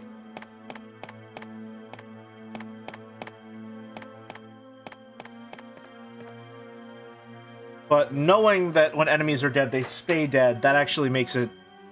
I mean, it makes ammo, in some ways, more valuable, because that's permanent threat removal, in a sense, but in some ways less valuable, because I don't need to conserve it as heavily if, when I use it, it's gone for good.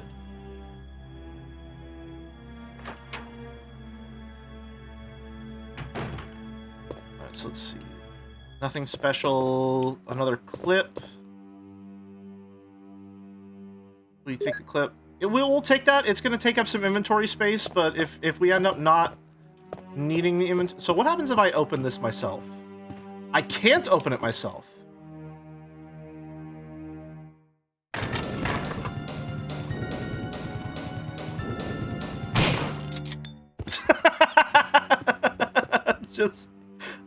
It's just a complete anticlimax if you have the shotgun. Damn. Oh no, what a tense moment. Bam!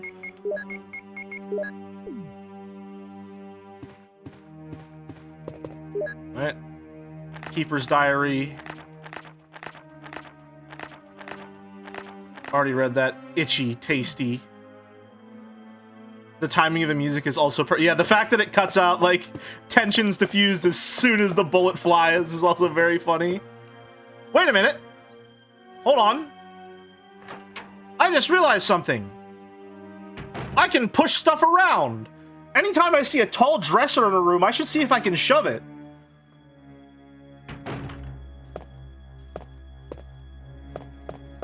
I can't do anything here. Okay. Something to consider, though. If I can push stuff around, you know, it'd be cool to make sure that there's nothing in the room that I'm missing by not considering that.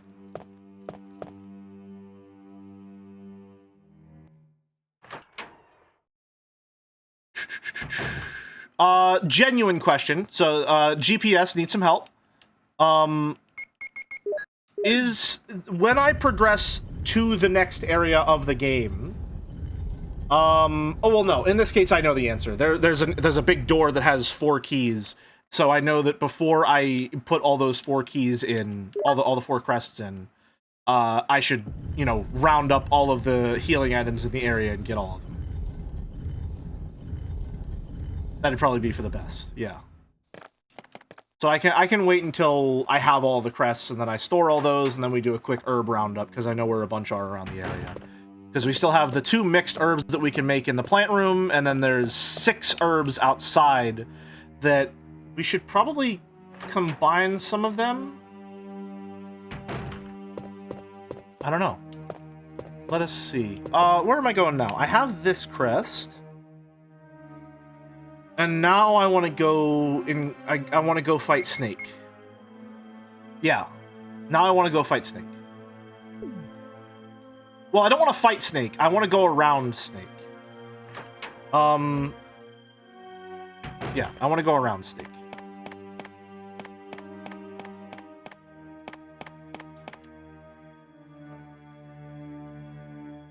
And we got a lot done, actually, so maybe save again if I need... Well... Yeah, we did way more than I was intending to before Snake happened, so we will use another ink ribbon. We're not being very conservative with these, but I think being conservative is not exactly a virtue in these times. Hey, political humor, stuff that I'm suited for. M hallway, 1F. C command, save state, save state. We've all seen, some of us have seen, me play Dead Space 2. You know that I can get by with no saves, because I'm just that good at videos game. Hey, oldest girl. Welcome, welcome. First time catching a stream, and I just want to say, Jelly, I value both how hilarious you are and your oftentimes unique perspectives, thoughts whilst gaming. Enjoy Resident Evil. Thank you very much, eldest girl. I appreciate that. It's comforting to know that I do actually have a unique perspective on some things. That's very nice to hear. Thank you. Now, unique isn't necessarily a positive. It could be unique, parentheses, bad, but, you know.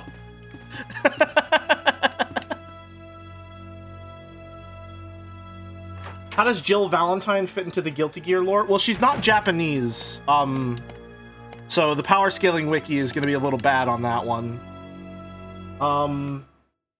Doesn't seem like she's particularly guilty nor gear related just yet. She does have a lot of gear on her. I guess we'll just have to wait and see. Anyway, Snake time. Everyone, time for Snake. Get ready. Snake time. Now, we are going to try and avoid the snake. Okay, well.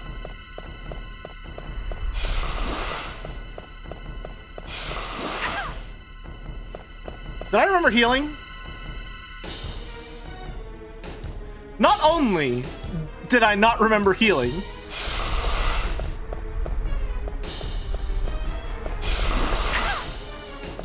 alright, let's see.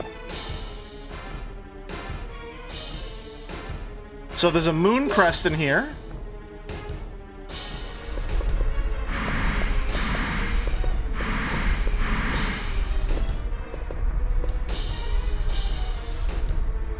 We may be dead.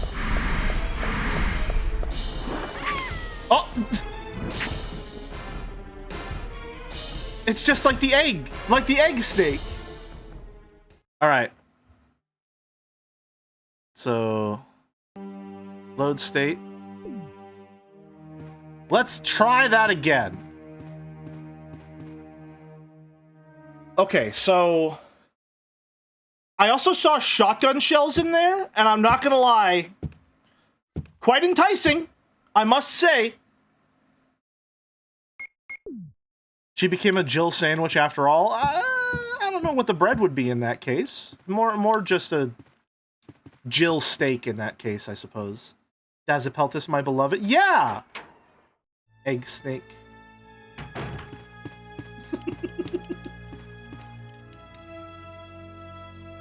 I love how weird and chunky this snake looks too. Just because, like, you can't really make a long, smooth tube with and have it be like articulate with the way that polygons work just yet. So it looks really lumpy. It's really fun.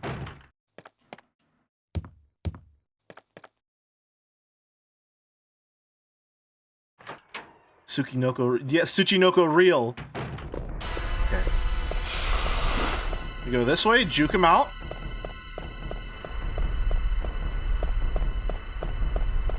And now we may be stuck.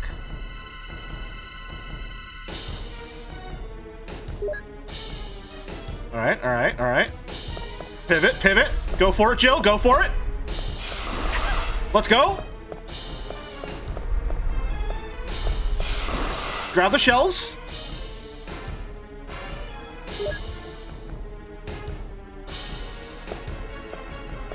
Get the fuck out of there! Nice! What? Okay, I got in a... Hold on. Can I... Okay, there was a timer on that achievement. Oh, we are poisoned. Oh, no. Am I poisoned? Give me the serum. Oh.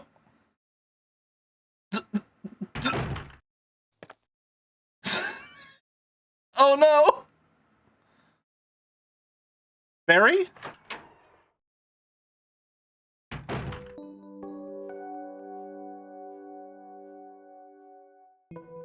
Oh.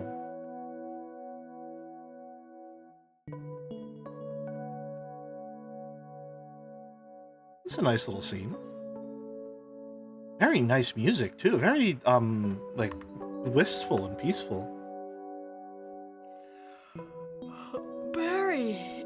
Barry?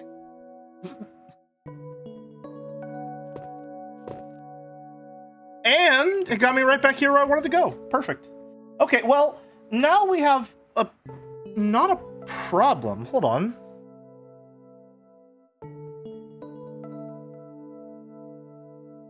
So we have 3 of the crests. I know where to get the 4th one, but we're still missing the red jewel for the eye. Huh.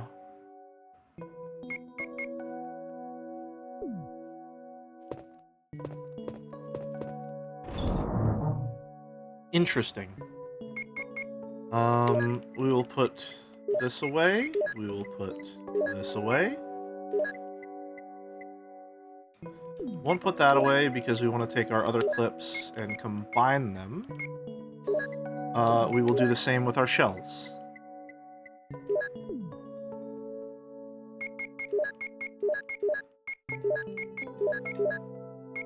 Nice. Wow, we have a lot of pistol ammo stocked up. I gotta say, I think we might have enough ammo to survive the horror, as it were. As it were. I am gonna take all the crests and put them in like the same area of my inventory, though. I gotta do some inventory management, otherwise I am going to die.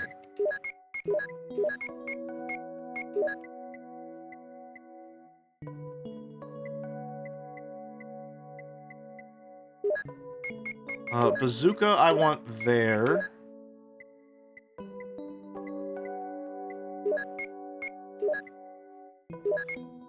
No, I want ammo there.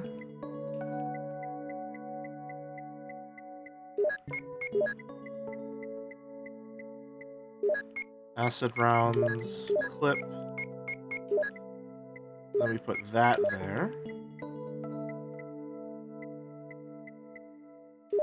Take the shield key and the armor key. We're gonna put these up here, actually, because I know that they've exhausted their usefulness.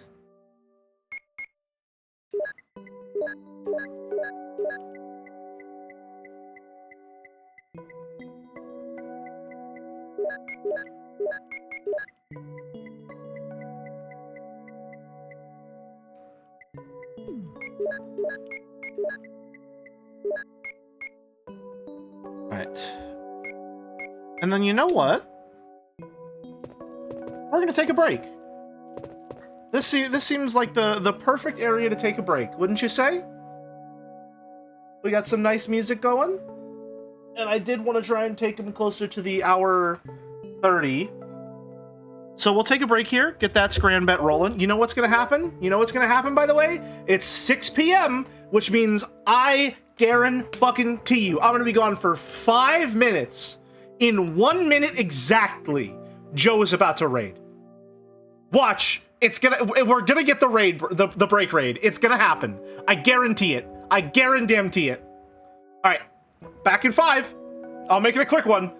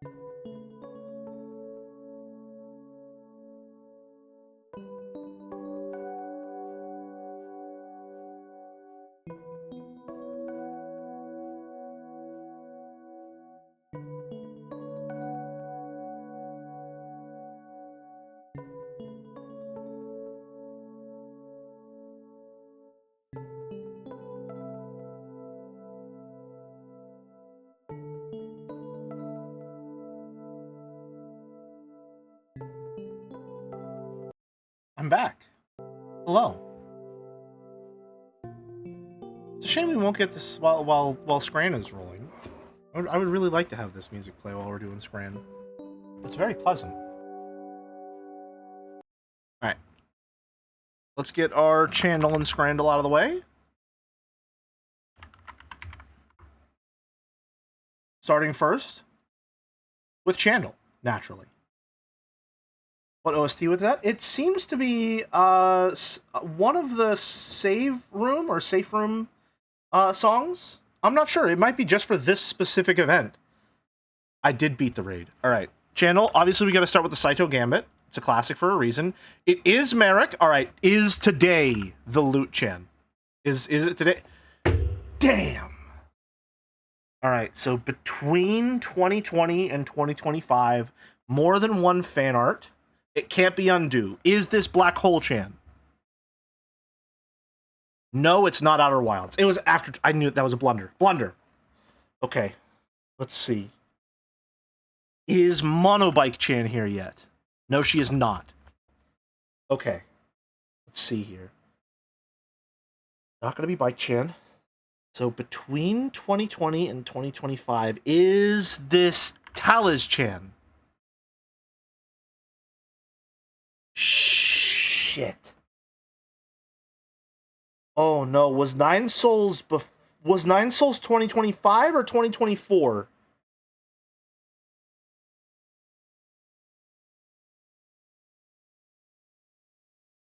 More than 2 in the database? Yeah, shit. I think she has exactly 2 in the database. Huh. Okay, well if it's not Talaz Chan, who would it be? I'm trying to enter the fucking database on this one. Is it? It can't be Phyto. It can't be Phyto. There's no way Phyto has less than 9 in the database at this point. There's just no way. Phyto has to be in there with way more than that. So it's not going to be Phyto.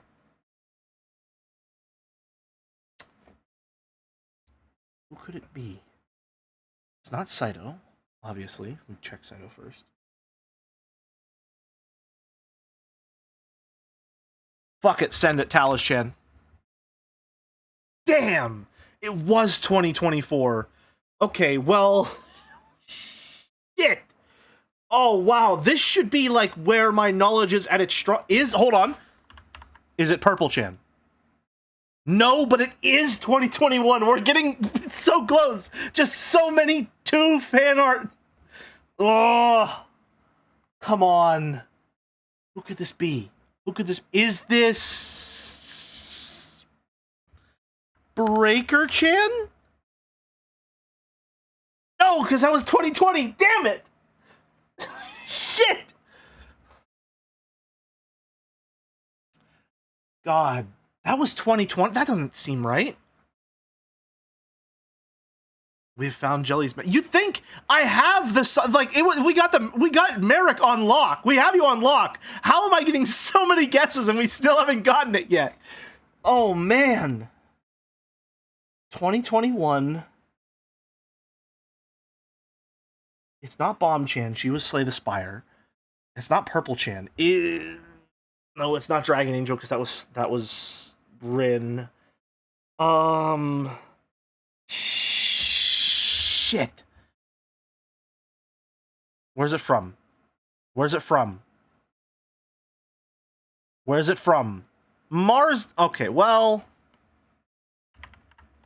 you know, that does sort of narrow it down. That one does narrow it down just a little. All right. God, how did I forget about her? I've drawn her. That's a really cute rendition of her. Gentleman's. What is this? What is this one?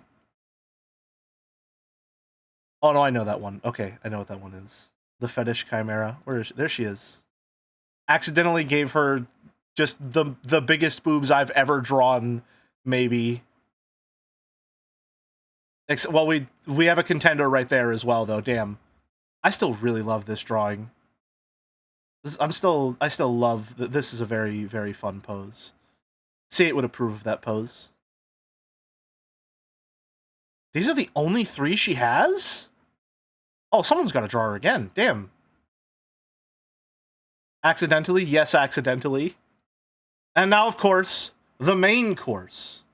Boo gets some new material. Listen, man, you gotta play the hits for a reason. Now, fellas, I got a question for the class. Can we choose it? I think we scram. Let's get to it.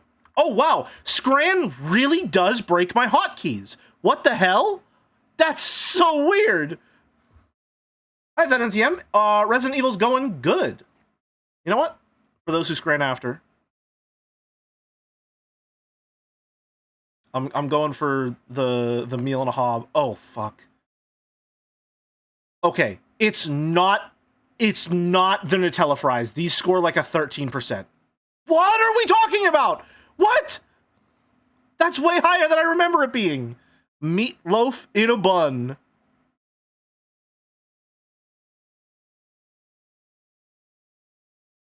I should have gone for the imperfect scran. This never wins. This is thing parentheses Indonesia.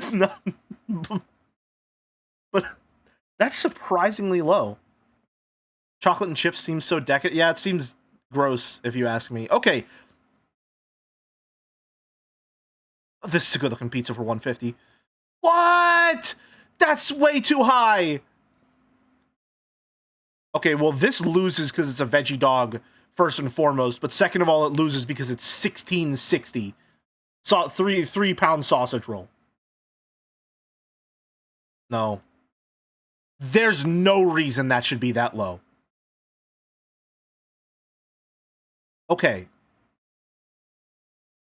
Not only should this win because it's not a Philly cheesesteak milkshake, it should win because this is the best looking pie I've ever seen on Scrandle. How is that only 36? Right. How is that 79? Smoked sausage and slaw.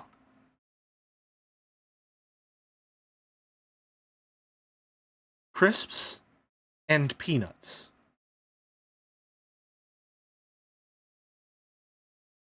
What are we doing here? What are you talking about?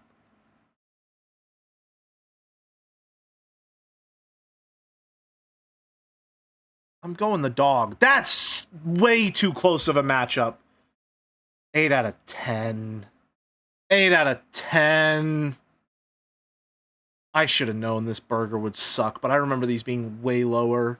I did not know these were a post 20.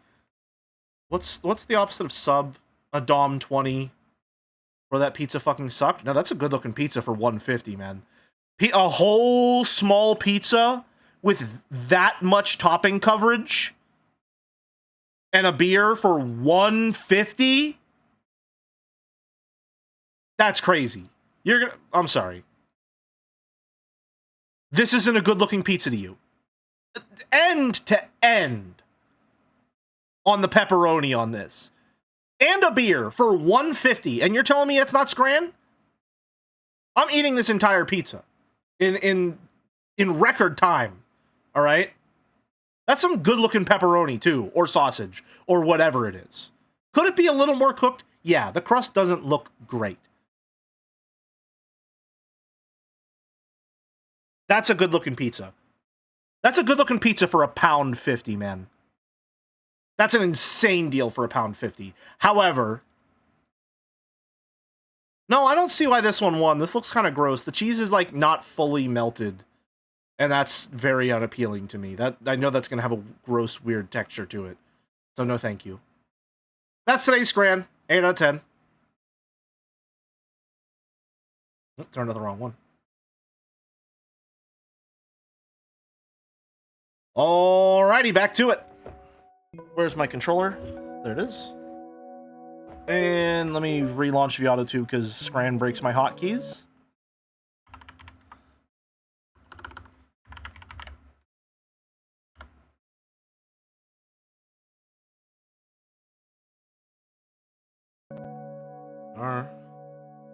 Is Resident Evil 1 a Metroidvania? No. No, I think Metroidvanias generally rely on abilities giving you access to new areas, whereas Resident Evil games and survival horror games generally rely on puzzle items giving you access to new areas. And those are two extremely distinct methods of area traversal and unlocking. I found the song name for this track. It's Sigh of Relief. Nice. Okay, so what am I doing right now? I think now I'm doing our herb roundup, right?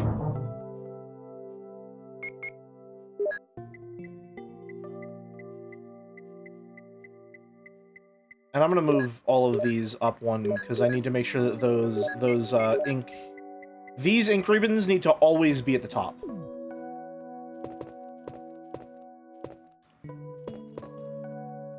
Vitamins and serums. Did we save? I don't think we saved, but you know what? I don't think we need to save. I think we're fine.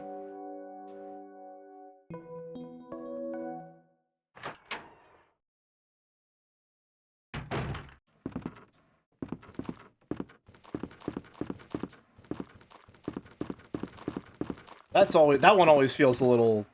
That's a little iffy, that run there.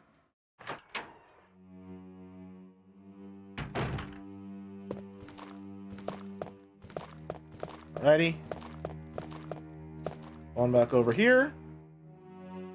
Alright, so what do we have left to do here? We're gonna get the herbs, which, wow, that's a lot of them. Okay. So, so we'll be able to make 3 mixed herbs, 2 of them full heals.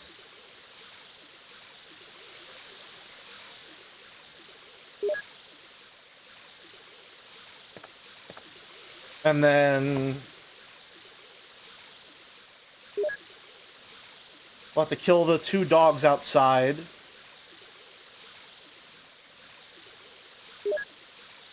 And then that'll give us 6 more green herbs. And then once we have all of those, we can progress to the last little area there. I'm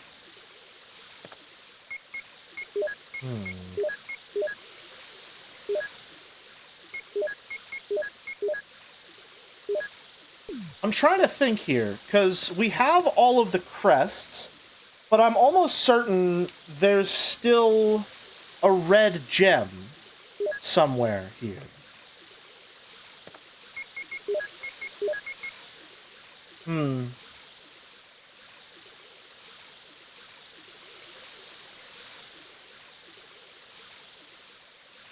Huh. Alright. Here's where my head's at right now. I'm really enjoying this. And I don't want to rush through it. We are going to be having closer to a 5-hour stream today. But I don't want to rush through this because I'm really having a good time. And I like taking my time and exploring in these areas and seeing everything there is to see. So, I don't know. We'll see. We'll see what kind of progress we're making. But I don't want to rush myself here.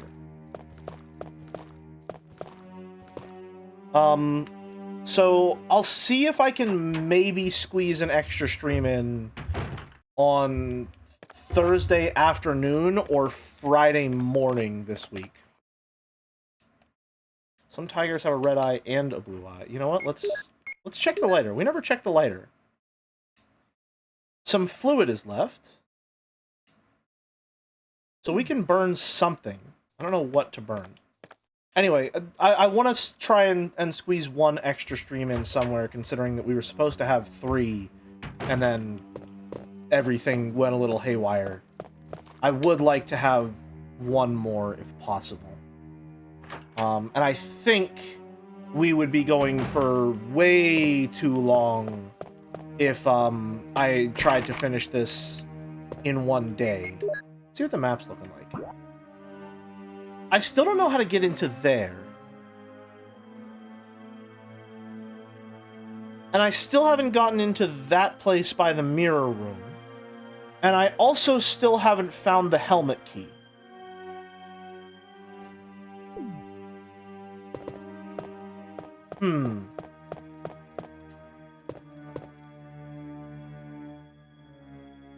Why did I go around like this when I was already in...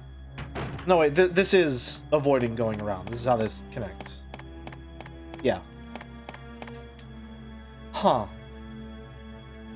So where would the helmet key be?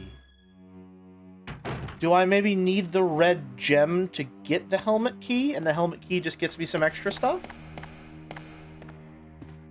From what I know of the puzzles... I know what you can use the letter for. Is it okay to share that, Jelly? Is it something that I would be able to reasonably intuit by exploring?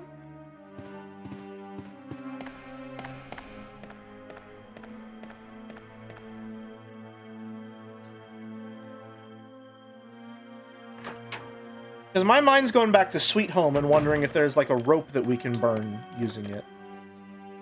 A woman drawing water.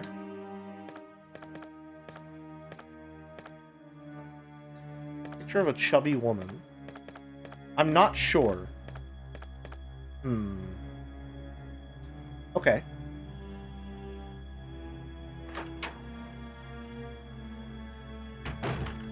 Ow.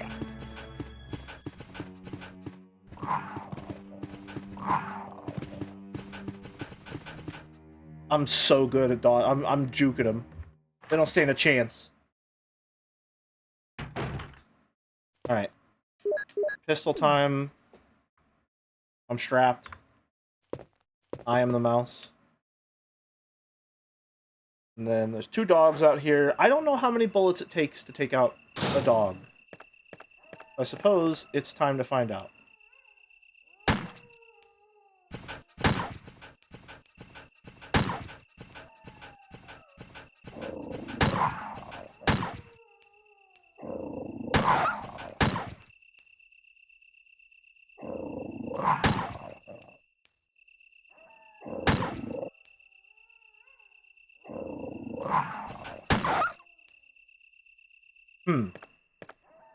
Could be based on proximity, but seemed to be mostly random. Because this one died in 2 shots, and the other one took quite a lot. Is there anything? A rusty broiler. Hold on. No? Okay. That seems important. Then we have a lot of herbs here. I forgot to drop off the other herbs. Shit. We're not going to be able to take them all. That's annoying. But fine. The storage room is really close by anyway.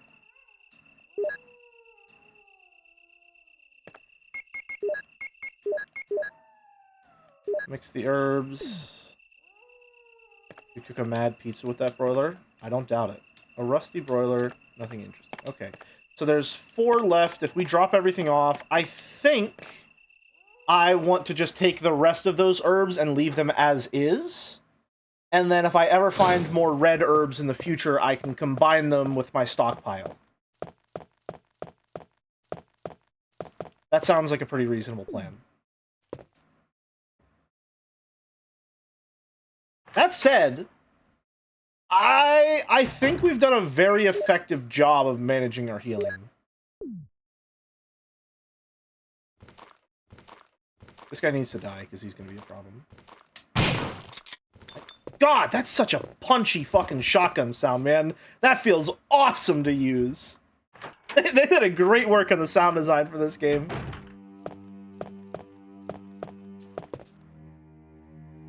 Alright, so... yeah, we're gonna go grab those herbs and we're gonna leave them as is. Would it be okay to share that the lighter is used in combination with another item on something else? Yes, actually. That helps quite a lot.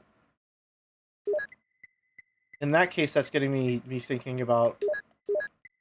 Do I have an green herb.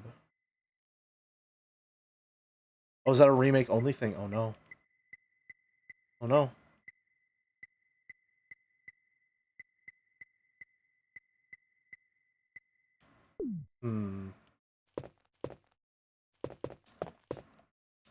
Gardening tools, nothing useful.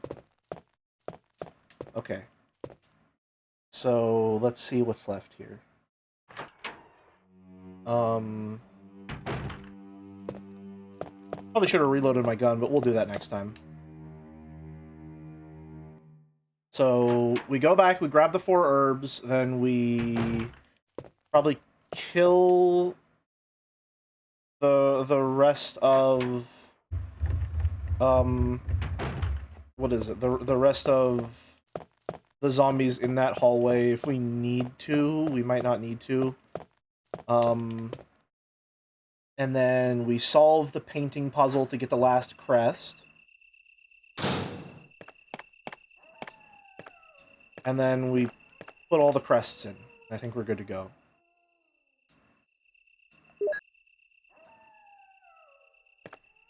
But that still leaves us with some stuff in this area that I'm not sure. You know what? I'm fine with missing some things, because I'm telling you right now, I'm probably going to replay this game in my own time. I'm having a really good time playing with it. And also, retro achievements gives me a lot of incentive to play the game in my own time as well. Because I don't know if you know this about me. I'm something of a compulsive completionist, as it were. And I think missing stuff the first time around is part of the experience. I say that, however, I did get almost every single little secret when playing Signalis, and I was very happy about that. But I was playing that on my own time as well. A retro achievement, Andy, eh? I am, yes. I love achievements in video games. I don't know what it is. Well, I do know what it is. They're very satisfying, and they bring me a great deal of joy. There's a nice sense of completion, and I like having checklists. And I like knowing unique stuff that I can try and little challenges that I can do.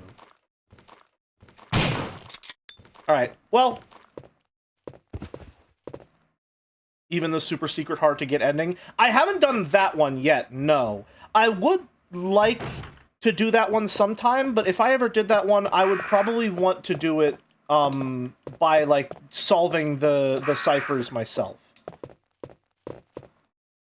Picture of a young man... there's a switch below. Will you push it? Nope. Picture of an infant.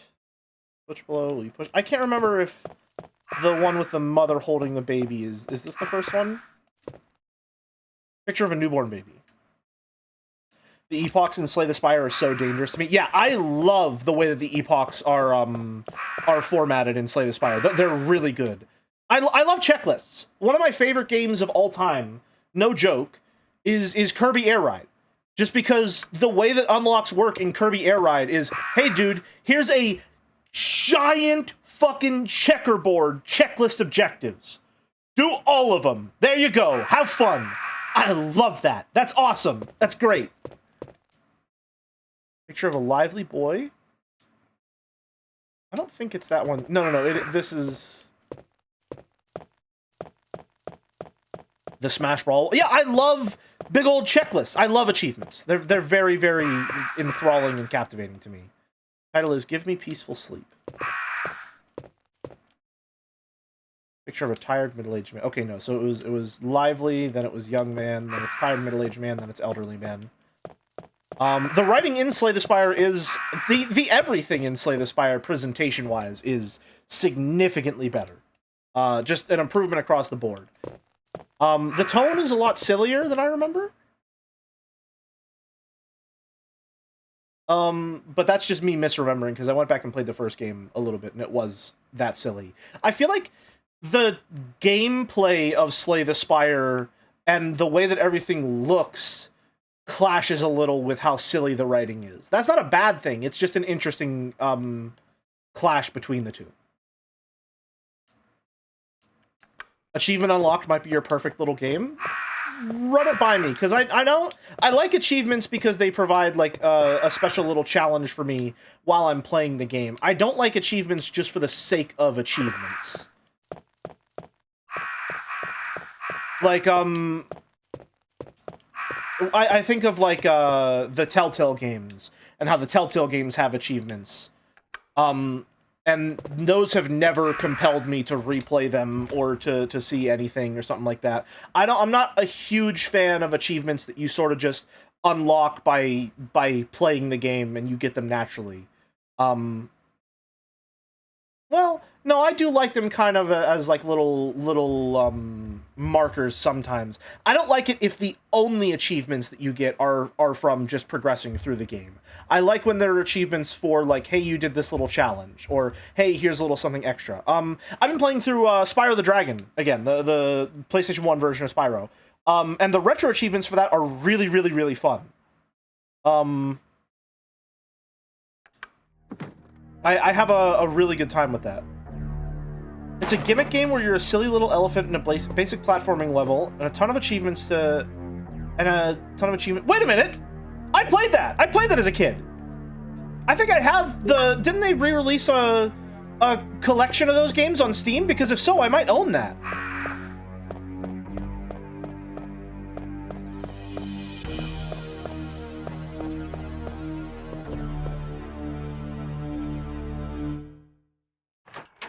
Love doing something difficult and getting an achievement for it and seeing how few people got the achievement. Yeah, I also really love achievements that, what's the phrase that I'm looking for? Not so much force, but encourage non-traditional methods of play, if that makes sense. I like achievements that make you go out of your way to do something kind of weird that you wouldn't think of, or, like, give you a challenge that's not, like, cripplingly difficult, but still, like, they give you a new way of engaging with the game that I think is really fun. I also did 100% achievements as a sign of respect for a game I really... Yes! That's a really, really good way of putting it. Yeah, when I love a game, when I really, truly love a game, I want to see all of the game.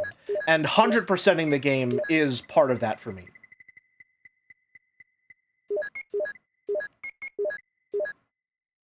Yes, Jelly, that's the one. I've been loving the Flash class that released on Steam. Those achievements are more up my alley. Like a only one bullet Half-Life achievement that makes you play Gravgun only. Or in Dishonored, where there's an achievement for only ever using never upgrading any of your abilities and just getting by with Blink.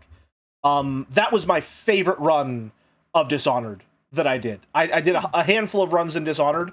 That was by far my favorite one in the entire game. Stuff like that I really, really enjoy.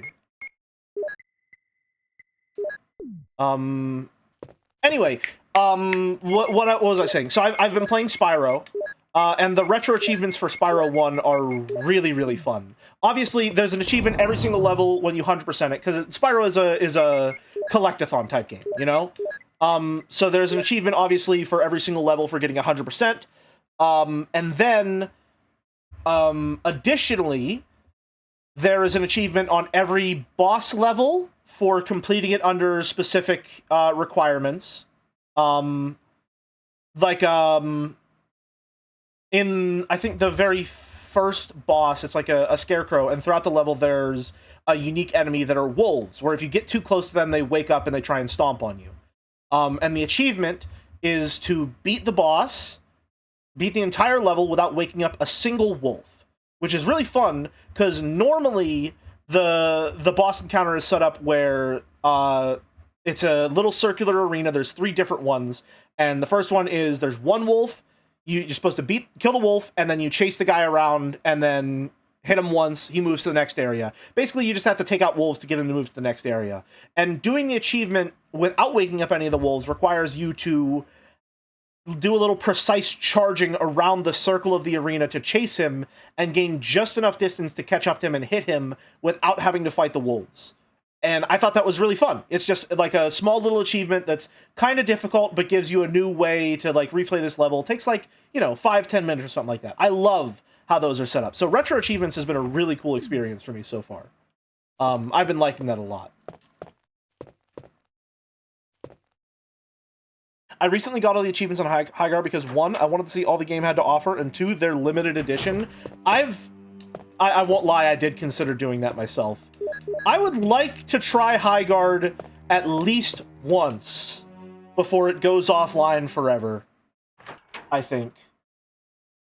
But that might also be a dangerous thing to attempt, because what if I really like it? Oh no. Did Concord end before people could get all the achievements? Someone out there has gotten all the achievements in Concord.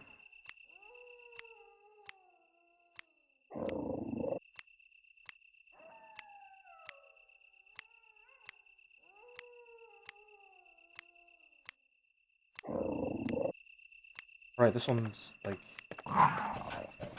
Nope.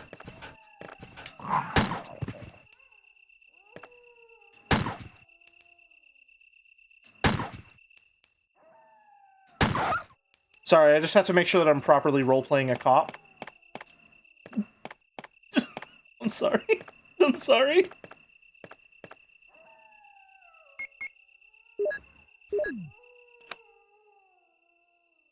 Okay. Put all the crests in.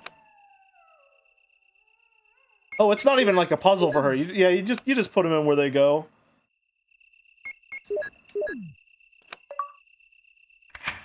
Need some time outside. Okay, now...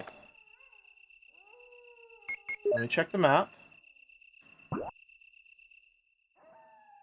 That's going to lead me to there.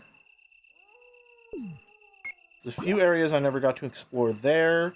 There's definitely 2 rooms as a numbered keep code up there that I never found out.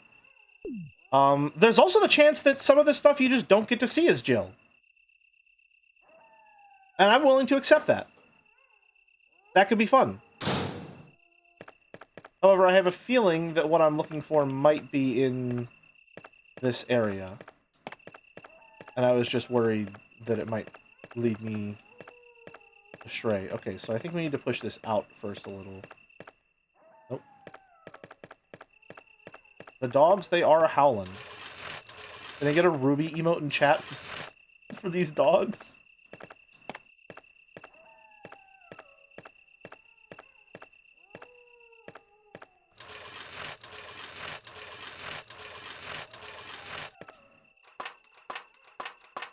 What do we have up here? Will you take Frank?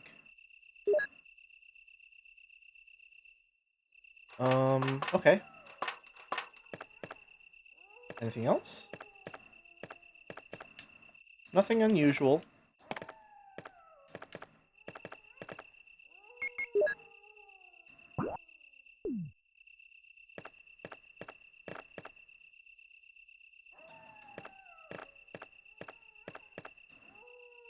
Why do I feel like I'm gonna get stuck here?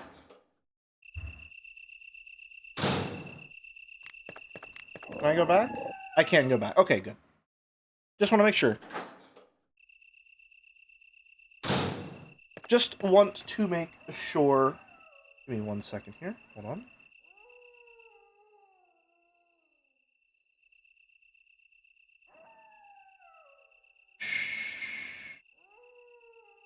Just checking Discord real quick. Don't mind me.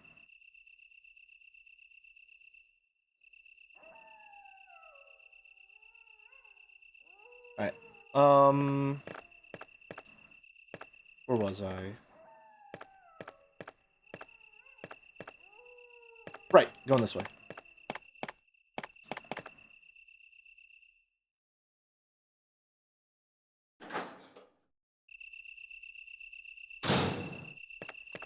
Oh, that's a lot of herbs again?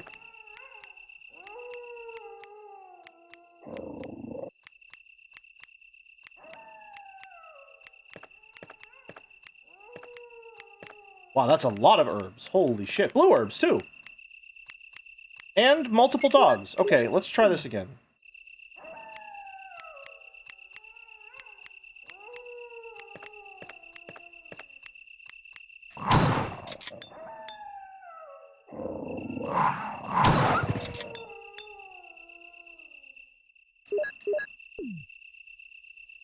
on. Walk in.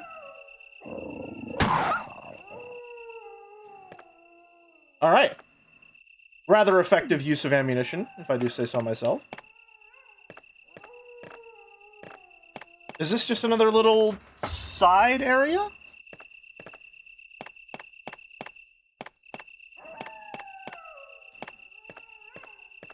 Let's see. A lot of herbs. Let's see.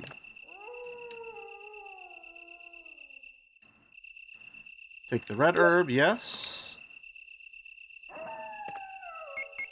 We will combine those. Those dogs are... They're really going. Alright, we're gonna combine this red herb with the blue herb because I know that that's important for something.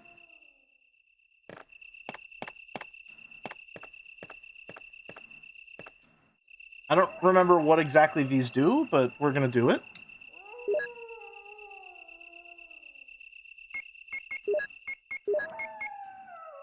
Mixing these does not seem to work. What? I thought it did. Botany book. Red herb, if you mix this herb with an herb that recovers physical strength. Okay, so... What?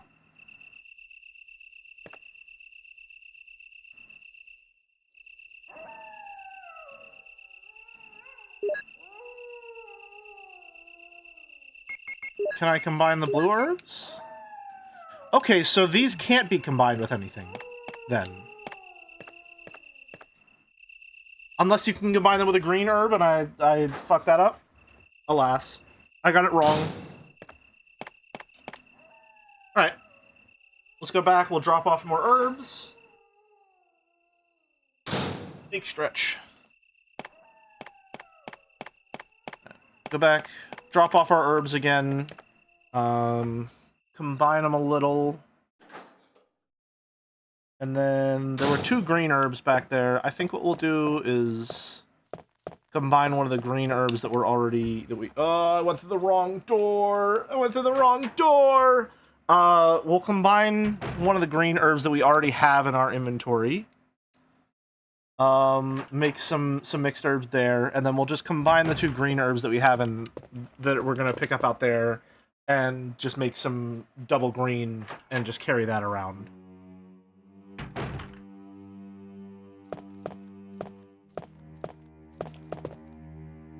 And then I think we should be good to go. God, I'm just now thinking, like, if you're playing as Chris, you have to find a bunch of small keys to get into all these areas we lockpick. That's gotta be, like, a massive change in how, like, the navigation routing goes.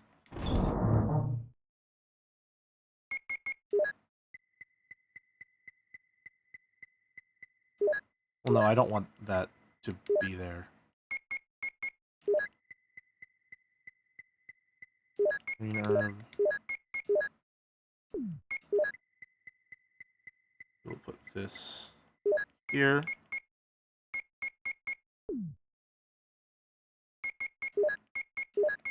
Combine those. Then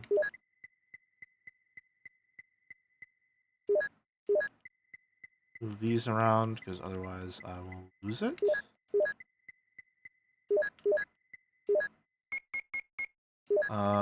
Then we will reload our guns, grab those other herbs, and move on to the next part of the mansion, I suppose.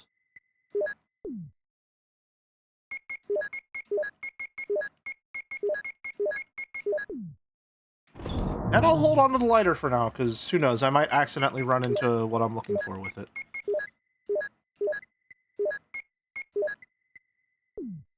Alright. Off I go, then.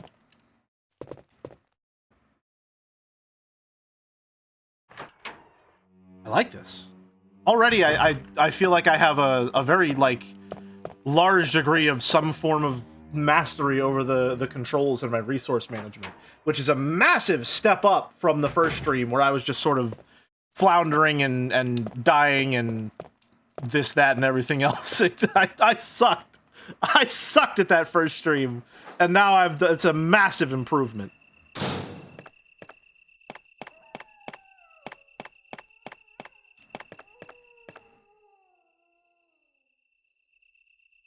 So in we go. The dogs are still a-howling. We should probably have the shotgun out just in case, because that seems like more... Well, I mean, yeah, we should probably just have it out anyway. Wait, don't forget the herbs. Almost forgot the herbs.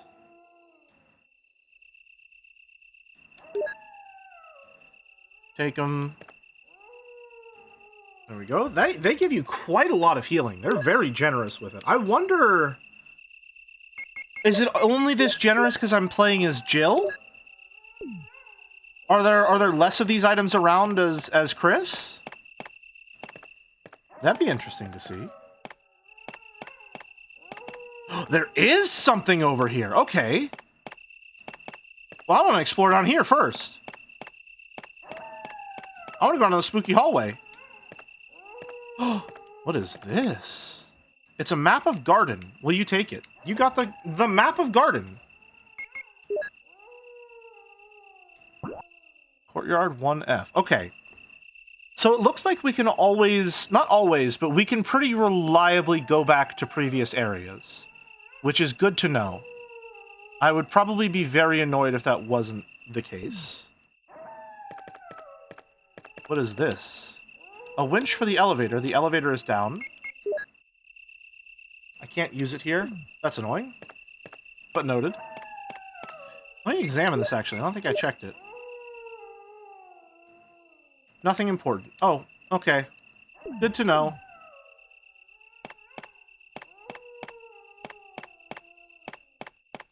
Alright. Over this way, then. Making good progress. So how many... How many major areas are there in this game? Like, did we just finish the first quarter? And now we're in the second quarter? Something like that? A water passage. There's a ladder. We gotta lower the water. A classic video game conundrum. As it were. This is a cool area. Whoa. Okay, there's where the crank is going.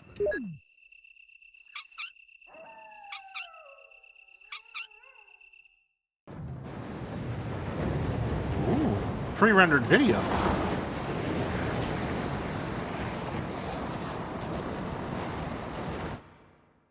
Nice. The water is running down the opposite side. I keep the crank. Okay, so that means that I can raise and lower it at will, then. Oh, you're okay, just gonna jump on down, then. I don't like being in that little lowered area. I don't trust that.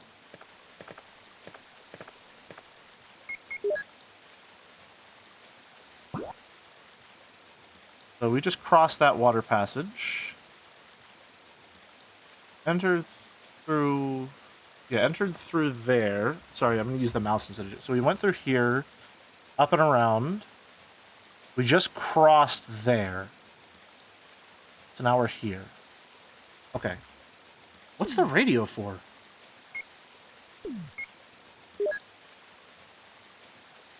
The battery is still charged. Can we use that anywhere? Oh! Okay, well, alright! Okay, if you say so!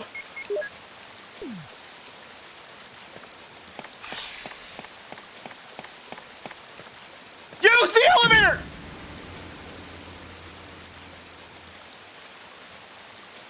Okay. Alright.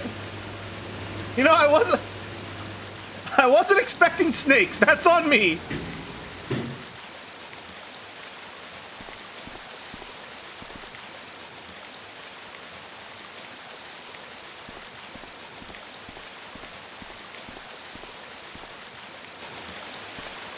More dog. Noted.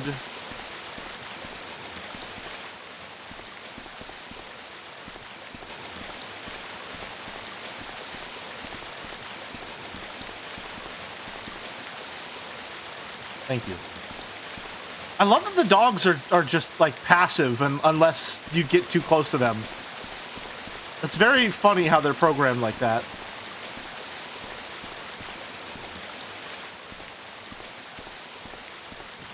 Oh, alright, well.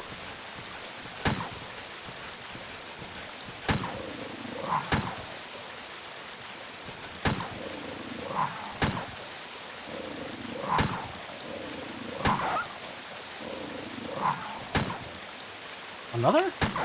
There we go. Quite a lot. Okay, so it looks like they take about 5 per dog on average.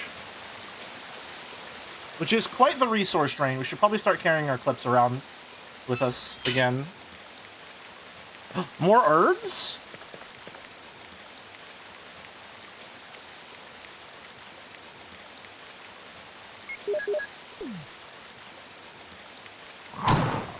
That didn't kill?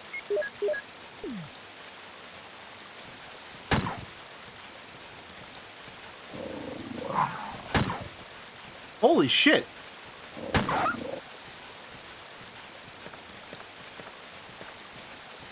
There's another dog behind that wall, isn't there?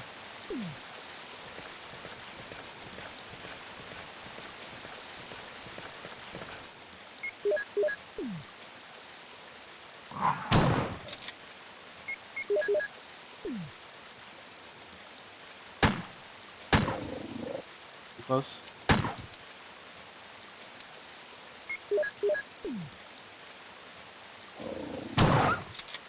Alright.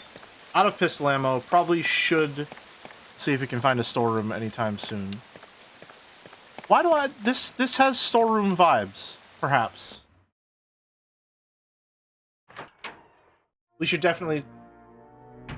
Stay firm? Ooh.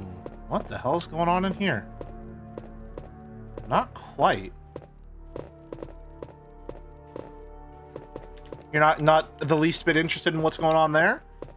The abundance of blue herbs has me a little scared. I won't lie. Of every time the gun goes bang, the VTuber gives the screen the side eye. Oh? What?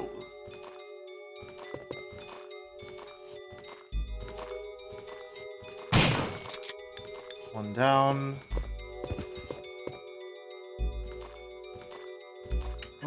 Oh, come on.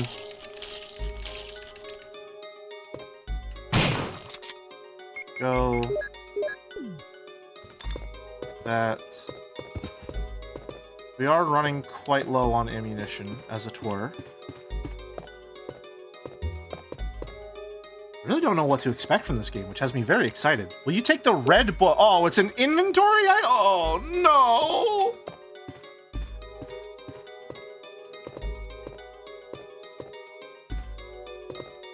Nothing unusual. You say that. Why don't I believe you?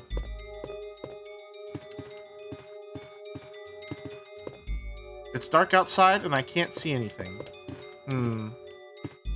Probably didn't need to kill both of them then. Alas.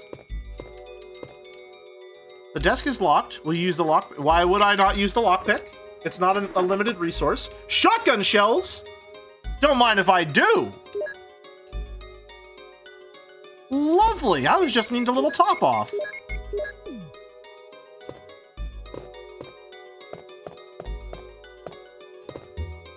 No, I won't say that one. No, I won't say that one. That one stays inside. Another bathroom. Nothing major. The bathtub is filled with muddy water. Will you unplug it? Yes.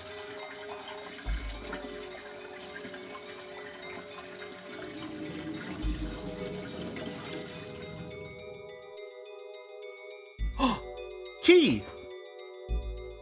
Will you take the C room key? Interesting.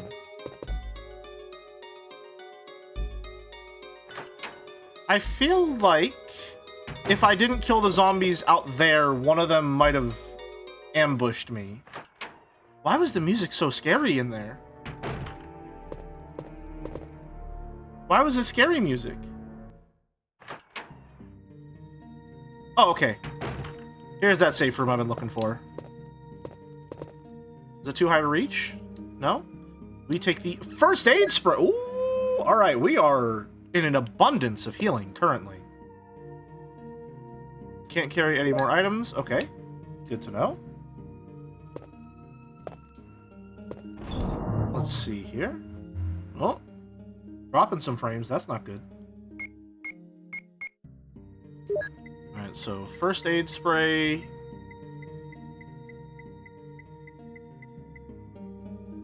We will carry the first aid spray with us, actually. Key items go to the top.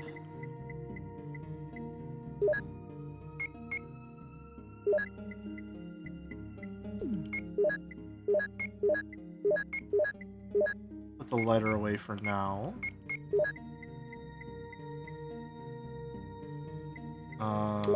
Reload our weapons.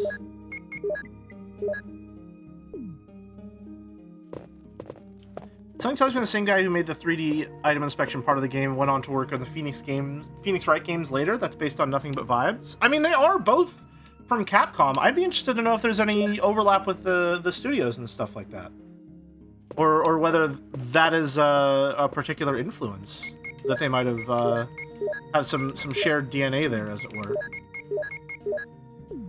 It wouldn't surprise me. I'd think that'd be pretty cool.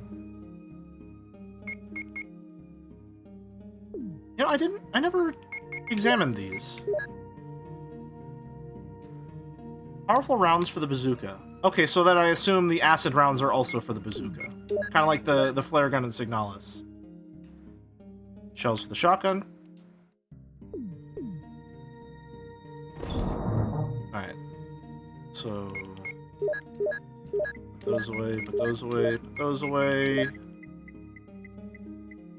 Let's take these two things, because I'm not sure where I need them. We'll keep the key on us. The book is... I think keys carry with you puzzle items. Who knows where I'm going to use them, so hold off on them for now. And then we will take an ink ribbon and save, because it's been a while. Save your progress with this. Will you use the ink ribbon? Yes. Yes, I will.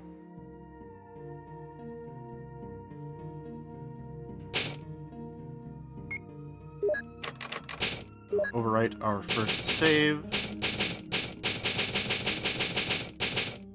Guard house 1F. And save state. Save state.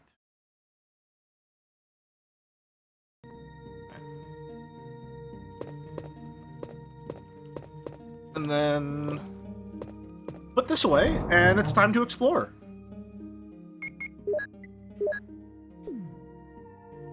Off I go, then. Let's see, we can also grab all the herbs that are gathered around everywhere. I think I would like to do that first, just get that out of the way. Because there are quite a lot of them. If I'm remembering correctly. I should probably grab these two, store them, and then go and grab all the ones that are down there, because I'm pretty sure it was like... Oh, that's 3 blue herbs? Jesus, they're giving me so many. I should also probably carry at least one of these on me for right now, because who knows when snakes will show up again. And I don't want to be caught out and just die, because snakes.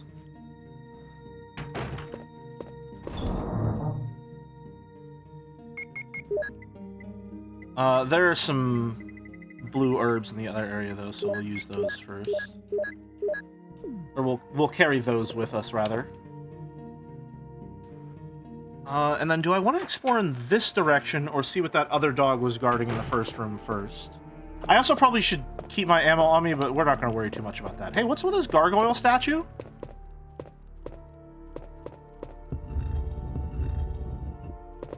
Well, I guess we're figuring this out first. Because I have to see what this is all about. What is going on here? What are we doing?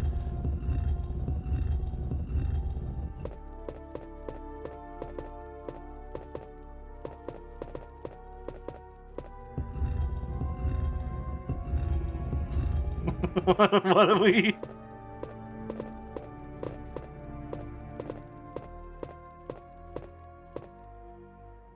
Okay, yeah, so clearly he goes, that's where he goes.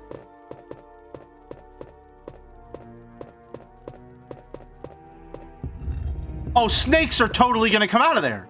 That's where snakes are gonna come out of, for sure. 100% snakes are gonna come out of that hole.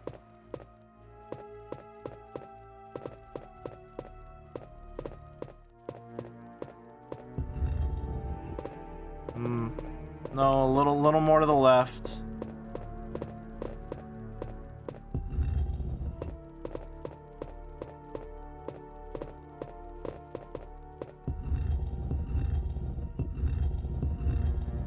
Close enough. Snakes are going to come out of there. 100%. If I don't block that with gargoyle, the snakes come out. Definitely. Why do I feel like I need the lighter here?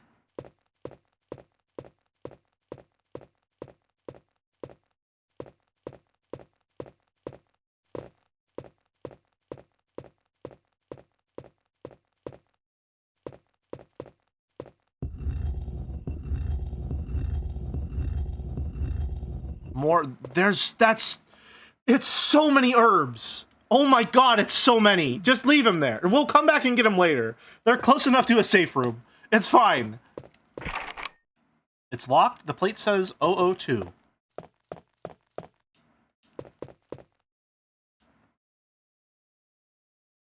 Why do I smell boss music? Get your nose checked. What is... Okay, I will say, getting some Silent Hill vibes a little bit. I really like, and this is something that I don't think other survival horror games that I've had yet really gave me. Maybe Signalis to some degree, but I think that the perspective of Signalis, made it so that exploration was maybe not as engaged. Oh, look at it. Yeah, see? It's perfectly positioned over the hole now. That's definitely what I was supposed to do with it. Something about the fixed camera perspective in this game makes exploration a lot more tense and a lot more suspenseful and a lot more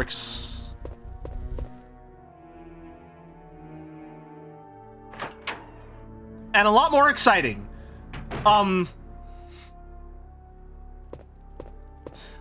So I like that I've gotten to a new area and now it feels like I'm completely lost when previously I felt like I had complete mastery over my surroundings. The process of getting into a new area and exploring that new area is a lot of fun. I like that a lot. It's a very engaging time. Let's explore the gardens first, huh? I think I would like to explore the gardens first.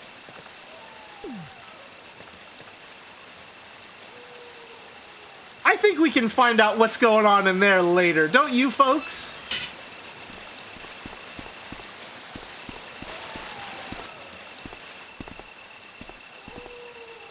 The battery is pulled out. Oh, is this just a little... I've got to get power to the elevator. Is this a Dark Souls shortcut? Appears to be a Dark Souls shortcut. Okay. You know, I was thinking about the Dark Souls shortcut, you know, proper noun, the other day, and I realized I think that the Gen 3 Pokemon games, Ruby, Sapphire, Emerald, I think those games have, if I may be so bold, a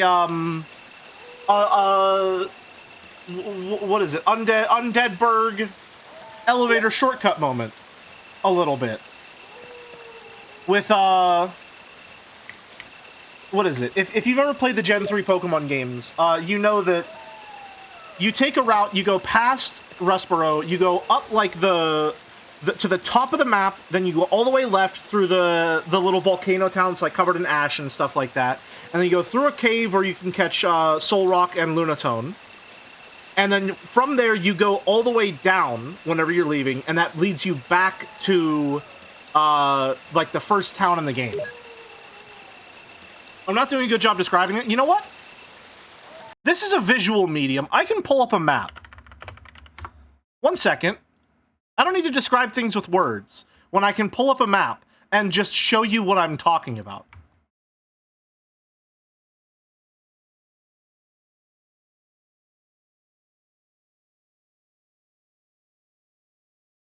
One moment, please. Here we go. All right, so here's what I'm talking about. We have the actual like in-game from Gen 3, and then I think this is what the map looks like in the remakes or whatever. But that's not important. That's not important. We just need this as a visual reference, okay? So whenever you're going through Pokemon, when you're going through Gen 3, you start here. All right, so you're starting here. This is Little Root, right? So you start Little Root. You go up here. You go left to Petalburg, I think. I think this is Petalburg, if I'm not mistaken. Yeah, you go up here. There's this little small town that I don't remember the name of. Little Root, this place here. Then you go to Petalburg, and from Petalburg you go left. Here's a little beach, and then you go up here to Rustboro, and then you can't get any further in Rustboro. It actually has 2 different moments that I'm thinking about. So you go up to Rustboro, can't get any further in Rustboro. All right, you can go up here, there's this little cave area, but you need strength before you can do anything like that. IGM wasn't lying, that has a lot of water. Yeah, the region is very water-based. I think that's a cool thing, and I like it. Anyway, so you go up here to Rustboro, you beat Roxanne, you get Rock Smash, or no, you get Rock Smash, and then you can't go any further up here because there's a little cliff, and you can't go any further over here because you need strength to push some rocks around, okay? So you go back down, you go to this place, you go to the docks, you take a boat, you go to here. You go to this little beach, then you fight the gym leader there, you go inside the cave, you meet Steven, then you fight the gym leader, because then he'll be back. Then you go over this way, and you go to this town that I can't remember the name of, but there's no gym leader here. You gotta go to the museum, and you fight Team Aqua or Team Magma there. Then you go up this way. Once you get the bike, you can take this little bike path, but the first time, you have to walk all the way through, and then you fight May here, or Brendan if you decide to play as May instead. But you fight May here, and it's a pretty hard rival fight for that early in the game, but that's fine.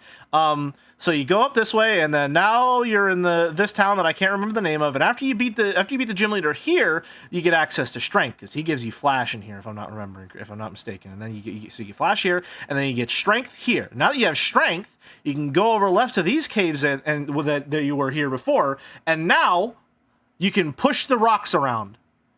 And you can get all the way back to Rustboro. So it's like, boom, whoa, map's like super interconnected. Whoa, we have this little circuit, and we were previously going this one way. We're blocked off. Whoa, big Dark Souls shortcut, right? You gotta move the place over. Enjoy the history of Pokemon because Jelly, remember the game has and shortcut to unlock. Yeah, don't worry about it. So you move the rocks out of the way there, and wow, you can make it all the way back to Rustboro. You go to the Devon Corp, and then you get your fossil Pokemon, and then you go back through, and then you fight the Electric Gym Leader, and then you can't go over here because you don't have Surf yet. Oh no! So you go up this way, the little volcano town. You fight Flannery here, and then you also, while you're at the volcano, you fight Maxie or whatever his name is for the first time, right? And then you go up this way. And then there's a little desert. You can catch a Trapinch in there if you want, or you can catch a Sandshrew, but you'll never use Sandshrew because he's kind of bad, but he looks cool. So you go up here, and you go past the desert. You can also, get a Trapinch maybe you want Flygon. Anyway, you go up here. There's a little lady here. She has a little place that you can rest at. And then you go here. There's a little ash area that there's a bunch of Spinda here, and you can catch Skarmory. And then you go to this place. There's no gym. There's no gym leader here, but it's a really cool town. You go down here. You can catch like Seviper and the other one, but it's always Seviper's the only one I care about because it's a snake. Sandshrew has super high physical defense. Yeah, but like, do I really need a ground type? Do I really need a ground type? Mono ground type? I'm not built for that kind of lifestyle. Anyway, so you go over here, right? You go over here. And then you go through this little cave system here. You can see the little cave, and that's where you also fight Team Magma or Team Aqua again. I don't think you fight them. I think you just encounter them there. Why do I remember all these? Because it's a good game and it has good pacing. And the Pokemon games used to have really good flow to them.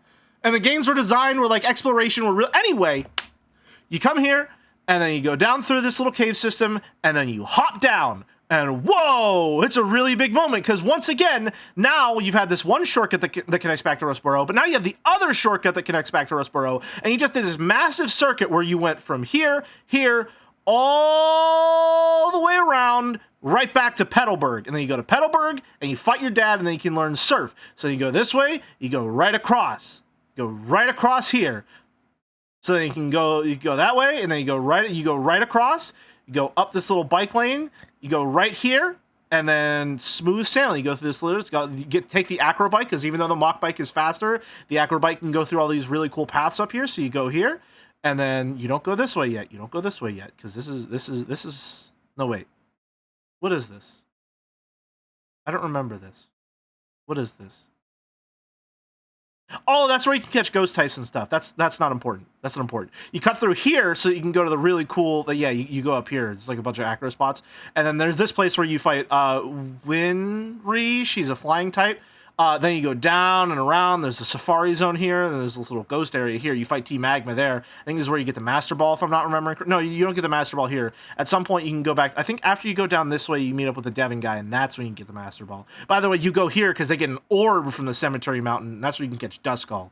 You can also catch Shuppet out here and Tropius and stuff like that. Anyway, you go here, and then this is a big old town, but there's no gym leader here. There's just a lighthouse. And the lighthouse is cool, even though there's nothing to do with it. Unless you're doing Oras post-game, in which case I think you go there. You fight the evil teams up there, but they get an orb that's used for summoning legendaries. Anyway, you go here, and there's the big old mall, but they made this place Mallville instead. Mallville, that's what this place used to be called, but people called it Mallville in the remake because they turned it into one giant shopping center, and I didn't like that. And then there's this place, and then there's a lighthouse here, and then you go into this cave, you fight Team Aqua, Team Magma again. This is like the second to last one. Oh no, big climactic encounter. You go across, you go here, this is where you fight the twin psychic types. There's also a space station for some Deoxys stuff, but that's not until post-game. But you do this in the space station for Deoxys stuff, but you fight them, and then you get Dive, I think. And then after you get Dive, you can go down and around to here, to the last place. And then you go here, and you go in, you catch Kyogre or Groudon, if you're playing the better version. You fight Wallace, or whoever the other guy is in Emerald, because I never got that far. And then from him, you go right up here to the Elite Four. You do spend 3 hours looking for Relicanths so you can catch the Reggies, and then that's the whole game. And then in post-game, you go to all these other areas, like this sunken ship that you didn't explore, or this big old stretch that you didn't explore. You go to the desert to catch Regirock, or you catch, where do you catch Regice and Registeel? I don't remember where you catch them. I should know that. But I know that down here is a dive spot. That's where you activate the Reggies. Or was it over here? Huh. Anyway, this place is a son of a bitch. This place is a son of a bitch because there's a bunch of rapids here that you got to surf through. And you can catch Sharpedo here, but like you have to go through it a million different times so you can grab all the items in there because the rapids force you to go in a direction. So you go back all the way here, and then you fly back, and you go above, and then you fly back. Man, I love Pokemon. I need to replay Gen 3. Here's the problem. Here, the town floating on logs. Here's the problem that I keep running into, gang. I want to play a Pokemon game, and then I'm like, oh, you know what? I never played Fire Red and Leaf Green. Key memory, repeatedly flying there to navigate the stream. Yep. Anyway, I keep wanting to play a Pokemon game, and I'm like, you know what? I don't like the newer Pokemon games. The vibes are off, and so I don't enjoy them as much because the pacing is bad. So I want to play a Gen 3 Pokemon game. You know what? I never finished Fire Red or Leaf Green. Let me play Fire Red and Leaf Green because I never finished them. And then I'm playing Fire Red and Leaf Green, and I'm like, man, Kanto's boring as fuck. I wish I was in Hoenn right now. I like all the Pokemon in Hoenn more. And the area is a lot more interesting to navigate, and Team Aqua and Team Magma are cooler than Team Rocket. Man, I wish I was playing the other Gen 3 game right now instead of Fire Red and Leaf Green. And then I lose my motivation to play Fire Red and Leaf Green, and then I do my 17th replay of Pokemon Ruby or Sapphire instead.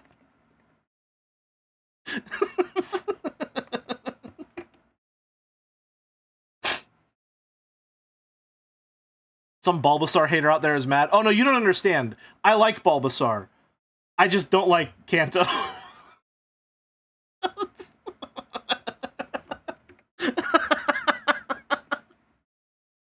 Kanto's fucking boring, man. There's no, like, interesting geography to the place. You just sort of go places.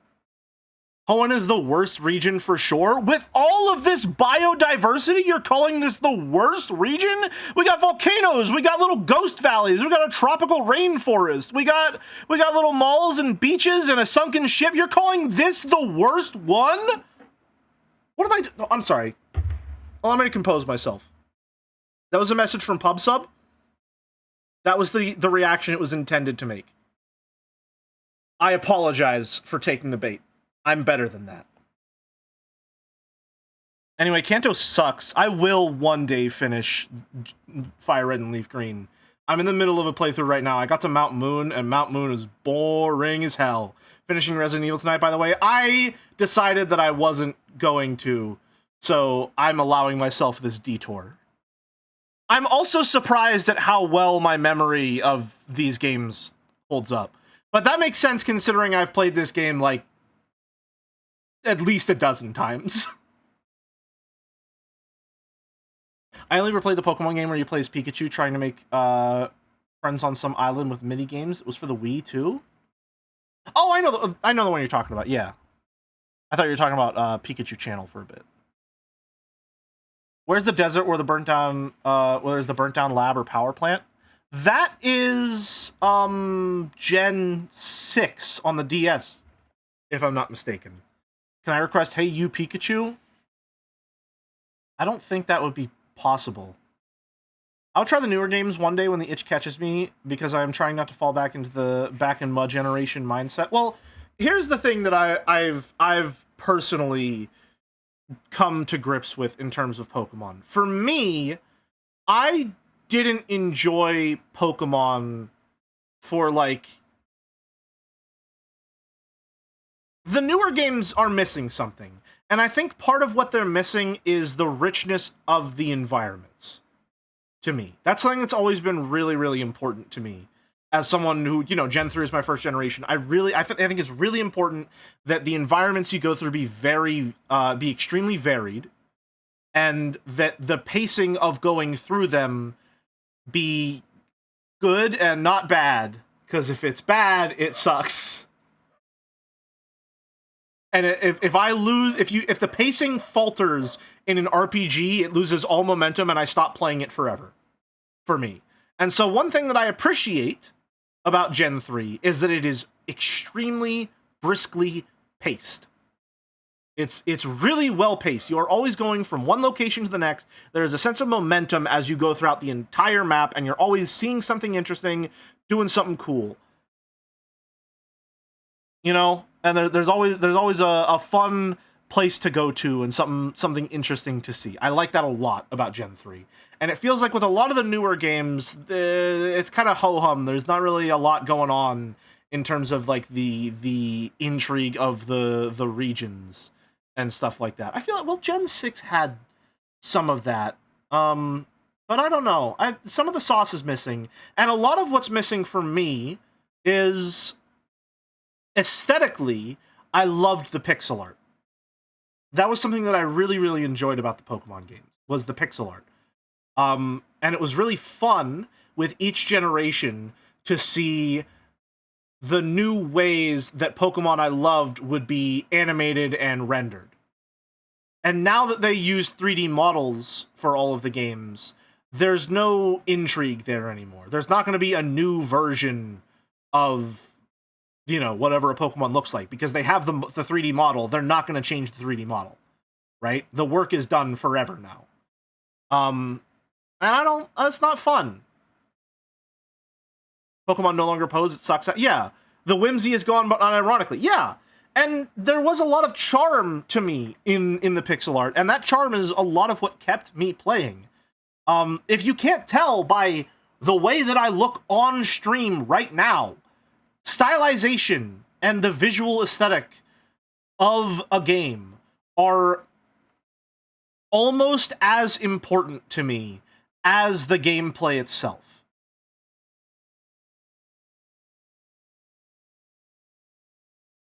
So, Pokemon losing so much aesthetically in the switch to 3D and never really getting that sauce back is really rough for me, because it gets rid of a lot of the joy that I have with interacting with the game. Doesn't help that mainline Pokemon's 3D is hitting. Yeah, it's really bad. It's really bad and flat and boring. 3D was the biggest mistake for Pokemon. I mean, yeah, it obviously had to happen. But, like, you know, it sucks. Then again, Winds and Waves looks nice. It does. It doesn't look nice enough to convince me to get a Switch 2, because I don't have $700 lying around. But, you know, hopefully the games are good, because they look interesting. I guess. I got Scarlet and Violet. I lost my copy. I don't know where it is, but I never got very far into Scarlet and Violet, because the way that the games were designed now didn't interest me at all. If you can't tell, I don't like open world video games, and I don't like the design spaces that they invite. And so I really don't like where the direction that Pokemon is going in.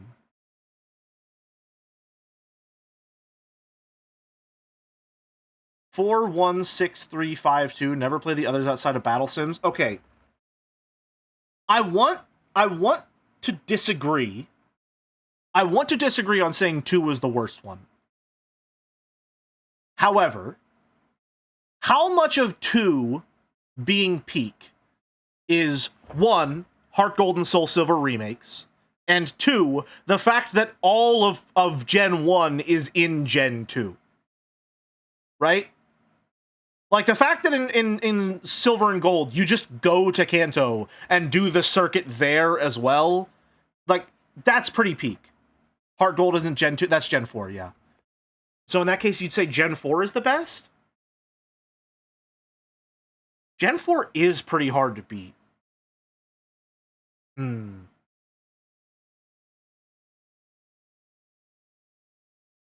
I don't know. I think, for me, it would probably go 3... Well, in that case, I can't even rank 1 and 2, if we're going there. So, if we're just going off of these, for me, it would be 3, 4, 5. Shoutouts to Satoru Iwata making the Gen 1 plus 2 thing possible on a single cartridge. Very goated of him. Hold on, I'm going to open this thing Merrick sent me. What is this? Contrast? Yeah, we got a little off topic. Anyway, that's my rant. Not my rant. I forgot where I was going with that. Basically what I was saying is that Pokemon Gen 3 is like Dark Souls. Because it has the shortcut. 2 of them even.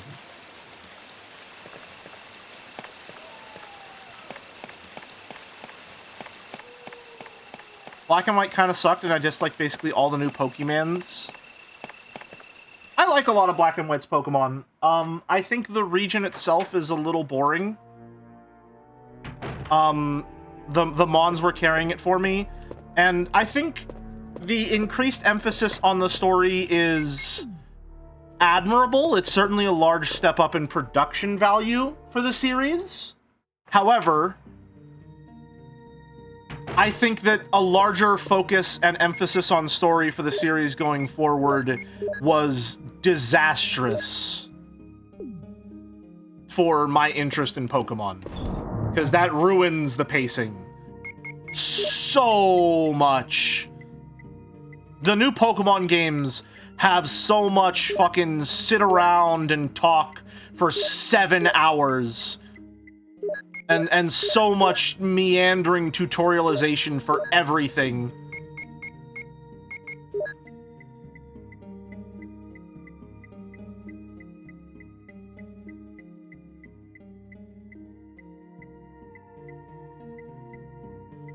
I'm gonna take my extra shells with me, because we're gonna fight a spider like that. Do not throw shade at my boy N like that. Listen, I'm not throwing shade at N, alright? I like N.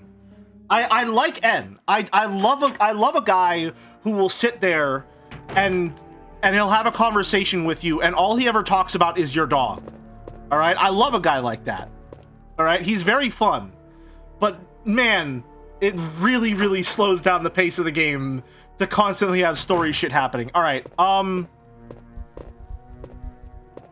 Oh, wow!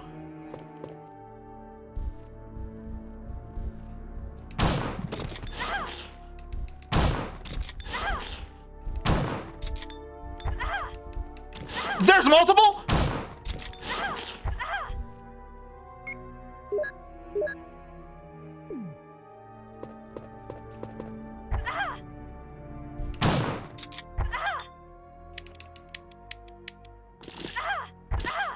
I need to get out of here. I'm going to die. It exploded into a bunch of small spiders!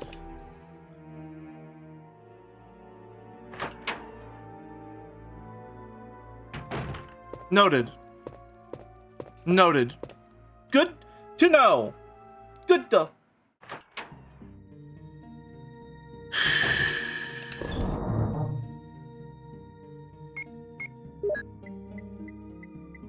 Alright, let's just, I think we want some blue herb and perhaps a double green. And then I will take another blue herb. Use. Now we're fine. And then we're gonna take our clip with us just in case.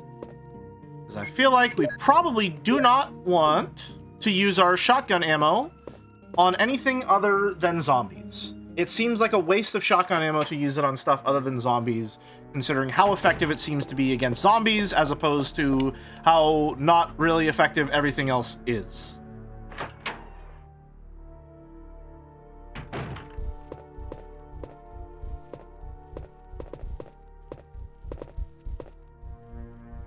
I really don't like that I can't see the ceiling from that angle. Really do not like that. Are these, Oh my god!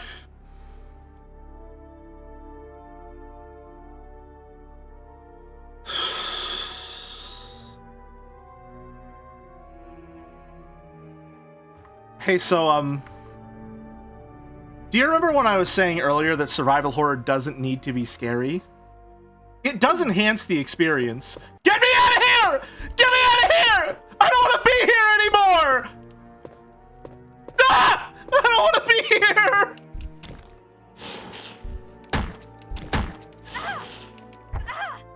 Jesus, what am I even supposed to do against this fucking thing? No, please!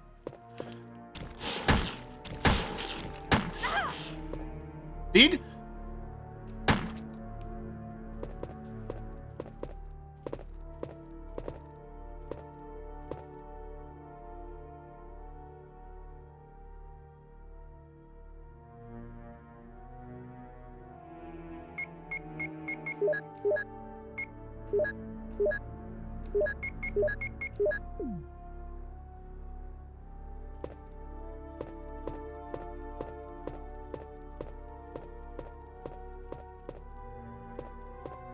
Why do I feel like it's gonna fucking explode when I get close to it? It's broken? Aww. This day just keeps getting worse.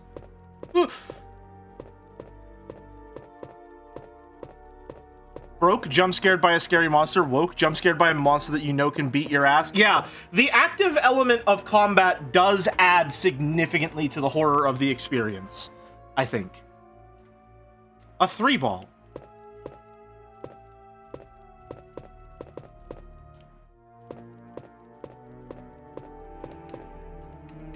A 6-ball. A 9-ball. It looks like a clock dial. Some kind of code. So...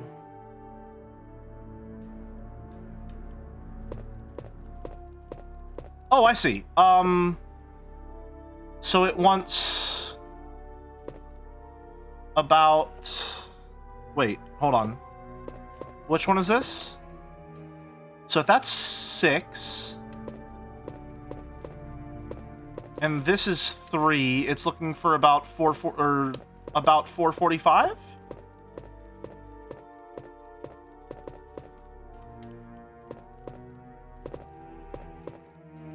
I fucking hate that it's still there, just twitching. Jesus Christ.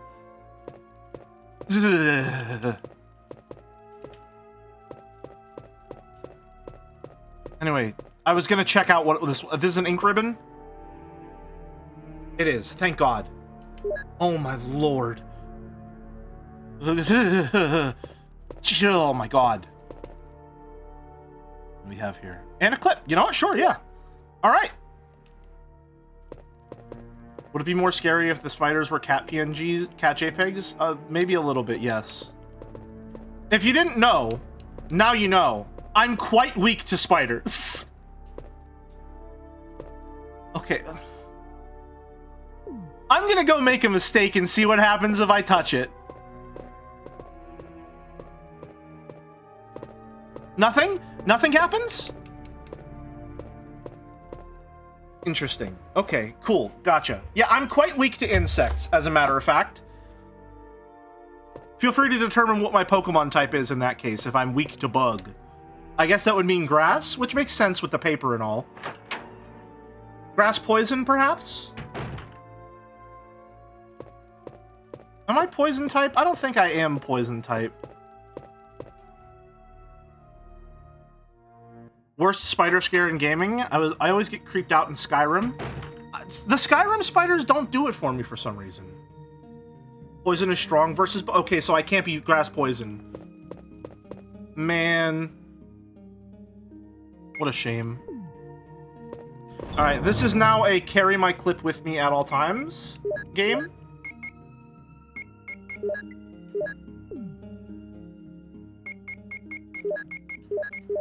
Go.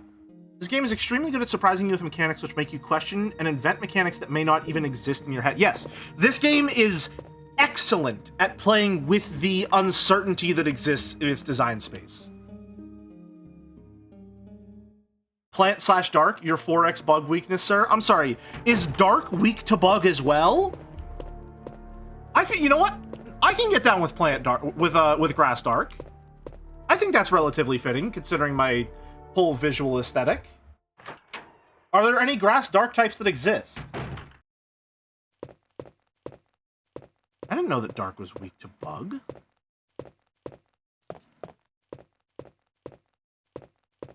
Did we go in here? I don't think we did. Dark is weak to bug because bug is a heroic type due to Kamen Rider. Huh. Hoenn the Nut. Sunkern? Or, no, not Sunkern. Seedot. Oh, I like Seedot. I have always loved Seedot. I don't like Nuzleaf or, whatever the last one is, but I love Seedot. What the fuck? What? Bees? What do you mean bees?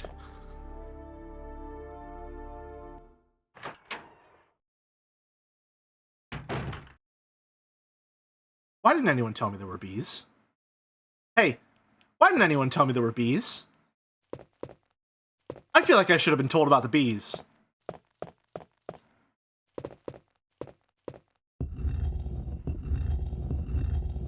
They heard me shit talk a Beedrill. Well, here's the thing.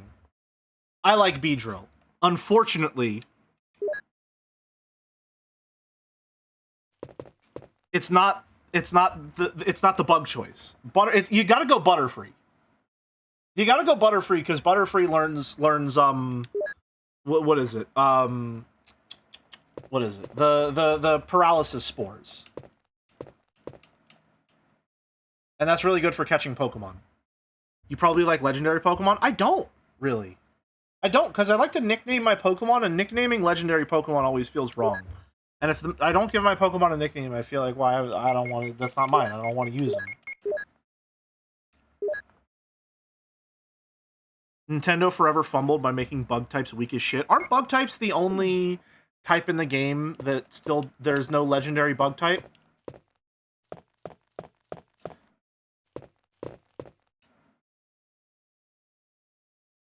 Favorite fairy?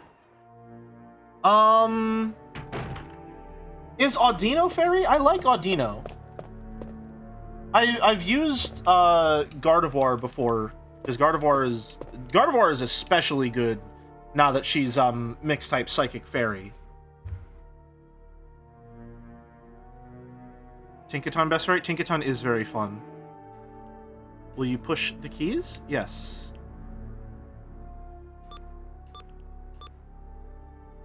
Oh, this isn't like a...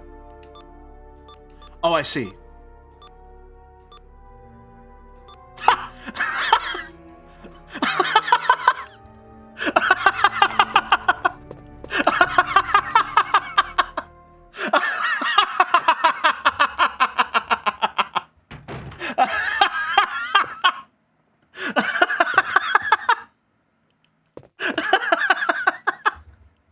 Misunderstood and still grugged it out. Holy shit.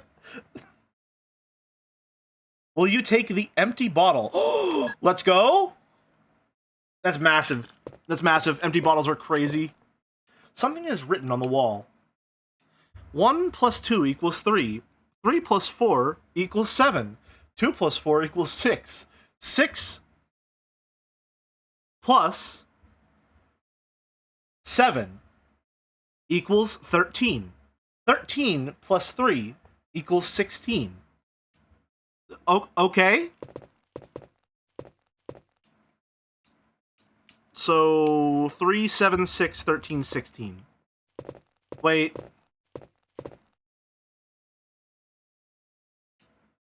Okay. Another empty bottle? Can't carry anymore. Okay. Okay, 3 empty bottles here. Something is written on the wall. Water equals 1. Red equals 2. Purple equals 3. Green equals 4. Okay. What the fuck are you talking about?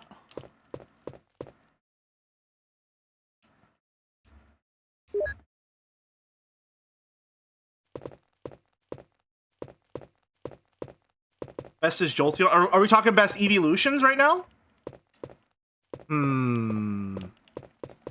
See, I think I always went Flareon because you Flareon's kind of like Pomeranian-ish a little bit. I don't know. I like almost all of the evolutions, to be completely honest. This is now a Pokemon show. That's what happens when we talk about Dark Souls. If Pokemon were real, Flareon would be... Jell, remember that 1 plus 1 equals 2. 2 is very important for you to know. Thank you. Flareon is so weak. Yeah, I remember the evolutions being kind of bad. I remember always wanting to use Vaporeon because I like its design a lot, but the problem with Vaporeon is that it's a water type, and there are... You know, ironically, the water typing is very oversaturated.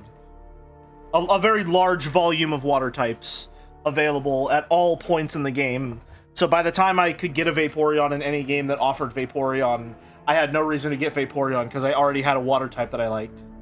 It says 003. It won't move at all. It seems to be obstructed from the opposite side. Noted.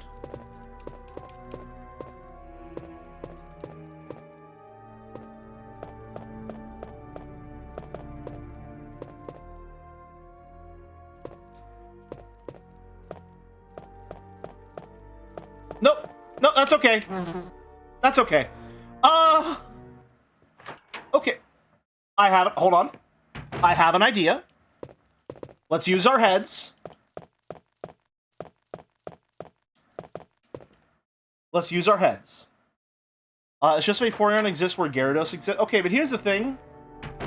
Gyarados is hideous. So I don't think I'm ever going to use a Gyarados, is the problem.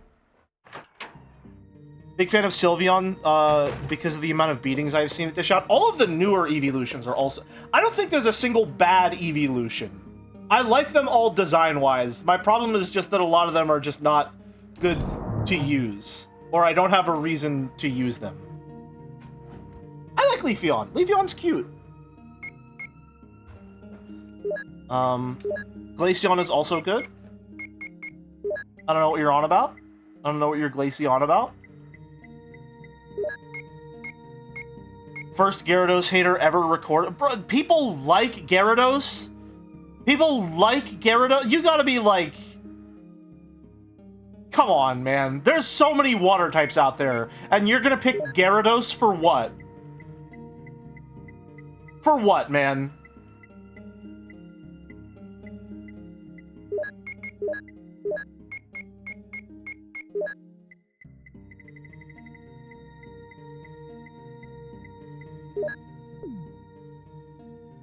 Gyarados is the rags to the riches story about how hard work and determination pays off. Basically the Rocky of Pokemon. No. No. Gyarados is a fucking chosen one narrative, alright? Gyarados was always destined for greatness, and that's the only reason you ever get a Gyarados. Alright? No one ever catches a Magikarp without already knowing that Gyarados is on the horizon, okay? No one out there in the world has ever gotten a Magikarp and been like, oh man, I love this little guy, let me raise him up. Whoa, Matt, that's crazy, turn into Gyarados, whoa! If you played Pokemon past, like, Gen 1, in which case, like, I don't know, man, congrats on getting federal aid this year for your pension. Like, you knew about Gyarados.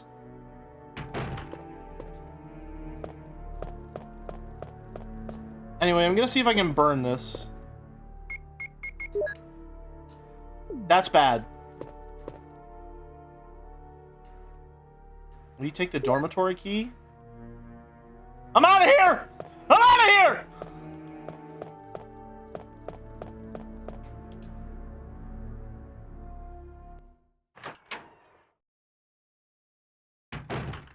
You don't know half the shit people made up about Pokemon that people believe, so Gyarados being real is masterful. Bet Jelly never used strength on the truck to get Mew. No, I already discussed this. I never played Gen 1, because Kanto is boring as fuck. I started on Hoenn, and that's the only good one.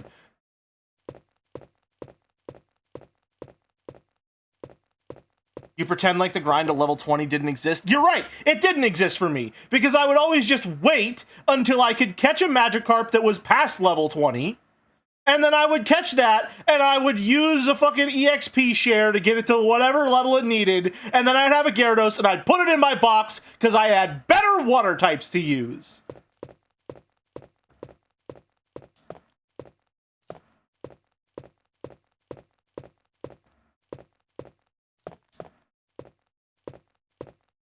You're really out here, like... There's so many different water... Alright, let me reframe that. Let me reframe this. I guess, if you're playing Pokemon Gen 1, and you didn't pick Squirtle, yeah, Gyarados is probably the second best option in terms of water types. Alright? I guess, under those specific circumstances, it's slim pickings, and you gotta do what you gotta do. Alright? Under those circumstances, a Gyarados choice is acceptable. Under any other circumstances, past Gen 2, you've got enough water types in the pool to splash around and have fun, without having to resort to trust fund baby Gyarados.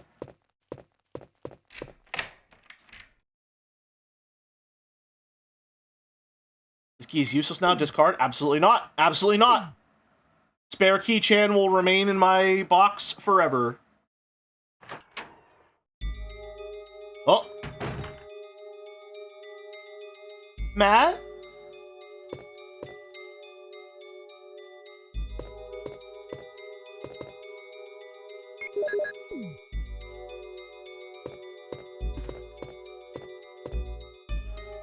A dormitory sketch, will you take it? You got the map of dormitory.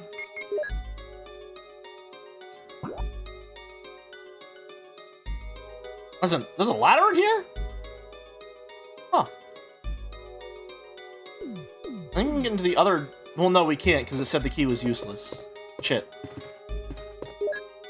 What is this? Plant 42 report. 4 days have passed since the accident, and the plant at point 42 is growing amazingly fast. Plant at point 42 has been affected by the T-virus differently than other plants have been, and shows unique shape in addition to its size. Looking at the way it behaves, it is now difficult to determine what kind of plant it was originally. There are two ways in which Plant 42 gathers nutrition. The first one is through its roots that reaches into the basement. Immediately after the accident, a scientist went mad and broke the water tank in the basement. Now the basement is filled with water. It is easily imaginable that some chemical elements were blended in the water that promotes the incredibly fast growth of Plant 42. Another part of Plant 42 from the basement grows through the duct and hangs down like many bulbs from the ceiling of the first floor. Many vines come out of those bulbs, and they are the second source of its nutrition. Once sensing movement, Plant 42 shoots its vines into its prey and holds it. Then it starts sucking up blood, using the suckers located at the back of the vine. It also has some intelligence. It blocks the door by twining its vines around it, especially when it captures its prey or is sleeping. Several staff members have already fallen victim to this. May 21st, 1998. Henry Sarton. Plant 42 report has been filed. Gen 1 Gyarados is actually pretty bad because its physical special split didn't exist, so all water moves are special, and Gyarados' special attack is really bad. But little me didn't know that. It's an island of safety in any Nuzlocke. He's still very tanky, and water is an amazing typing, especially in Gen 1. Gen 3 Intimidate is one of the best abilities. Intimidate is a really strong ability, yeah. Okay. Yeah. Let me back there.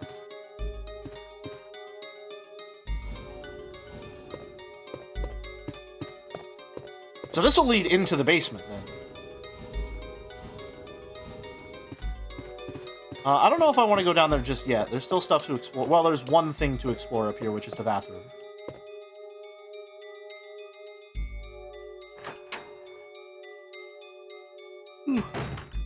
Yeah, I figured. I knew there'd be a fucking zombie in here. I knew. Anything interesting in the toilet? Nothing special. There's a clip in the sink, though! And a clip in chat.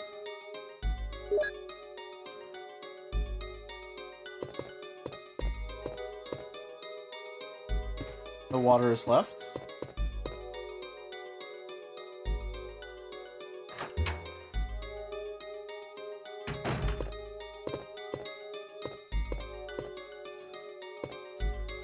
I'm trying to think of a way that'll phrase this in a way that doesn't sound like a targeted attack towards my good friend Merrick Bentusi. I have a soft spot for Goonerbait Pokemon, but I think if you draw porn of them, you are weak-willed. Does that make sense?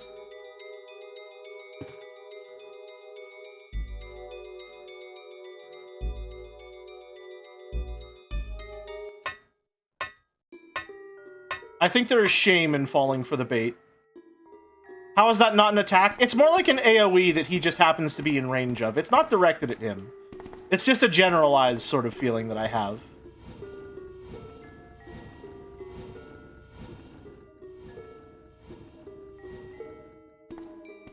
Off-model and Sparkle dodged at that.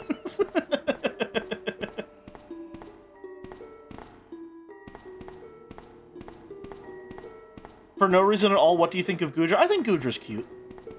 I probably should like Goodra more because of the whole slime thing, and I like slime. But I don't. It's fun for a dragon type, though. It's cute. I kind of like its pre-evolutions more. I like Goomy. Goomy's fun. Just a little blob guy. I don't know if that's how that would work. Do I have to get all three of them over here for that? You know, that does remind me, though. I was possibly going to be streaming tomorrow, but that isn't going to happen because, Merrick, you're getting right ahead of me. Good, our heads are in the same place here.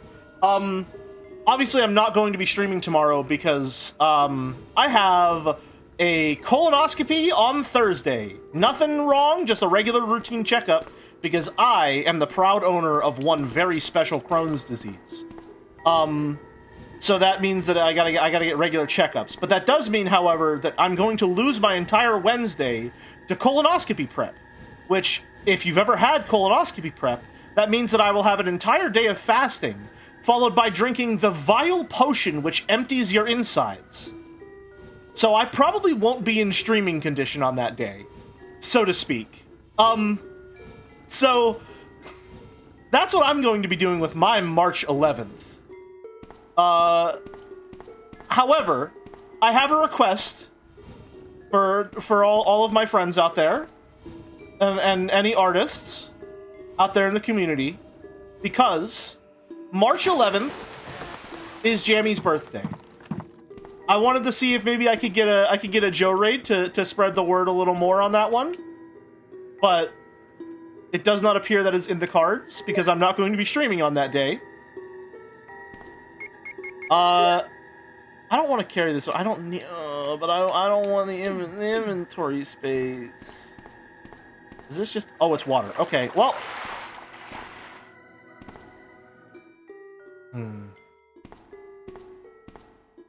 Anyway, it's Jammy's birthday tomorrow, so if you could draw a Jammy, that would make me very happy. Especially because I'm going to be spending the entire day in hell.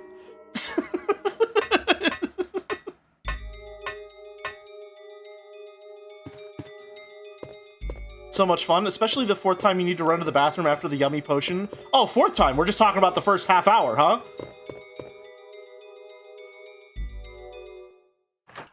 Yeah, Wednesday is gonna be great. I'm looking forward to it. I need to remember to eat something before it becomes tomorrow so that I can remember what food is like before I have to fast for 24 hours.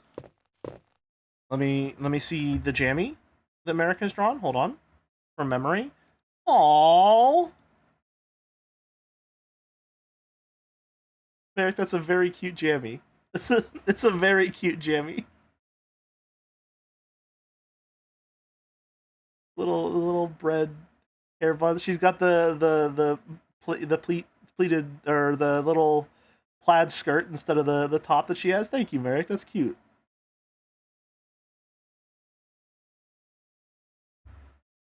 It's already March 11th in UTC land. Happy birthday, Jammy. Happy birthday. I missed Somnium's birthday this year. I still need to draw something for her birthday. It was in January. I am not a good father.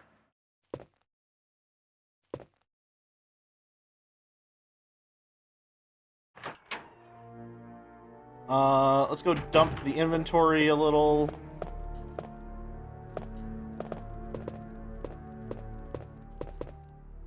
But yeah, if you could draw a Jammy, that would make me very happy. Oh god, we have so much fan art that I was supposed to show like 3 weeks ago. And then the schedule was so fucked I didn't want to show it because I couldn't get a normal day. God! Next week. Next week for sure. Oh my god. There's so much.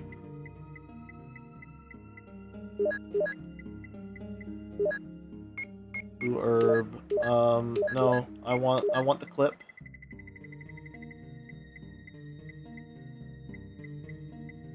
We'll combine those. This key goes here. Red book goes there.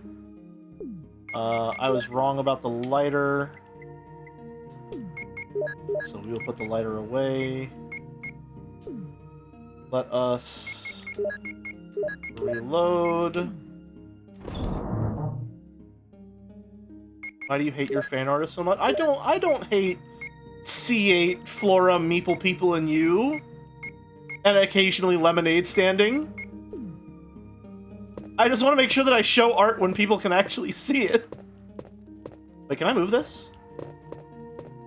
Oh, okay. Let's see. Alright, I'm planning on going for another hour and a half. So, we're in the safe room. Sounds like a good time for a break. You know what? If I'm gonna be streaming again, maybe we don't do a long stream today. Maybe I just rough it out and we go for the last 20 or so minutes. I think that sounds good. Never mind. No break. No break. Time for me to dip. If you may. We're probably just gonna be going for another 20 minutes, I think. I'll stay then.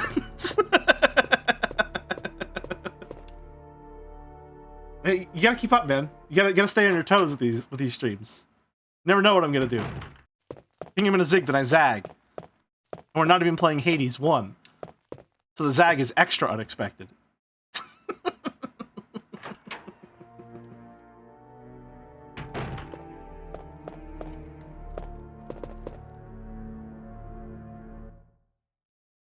Alright, I think we grab all these empty bottles because we're trying to complete our Zelda run 100%.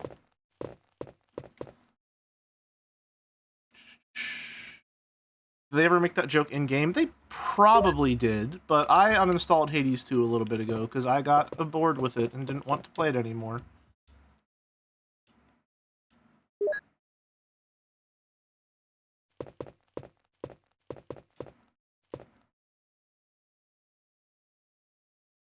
Take the empty bottle. As I watch you play this game, I keep thinking to myself, oh man, this game is great. I'm having a fantastic time with it. This game is like... It's like hitting so many different parts of my brain just right. Like, I like optimization. I like resource management. I don't like when those things are counter to what I believe is the intended experience.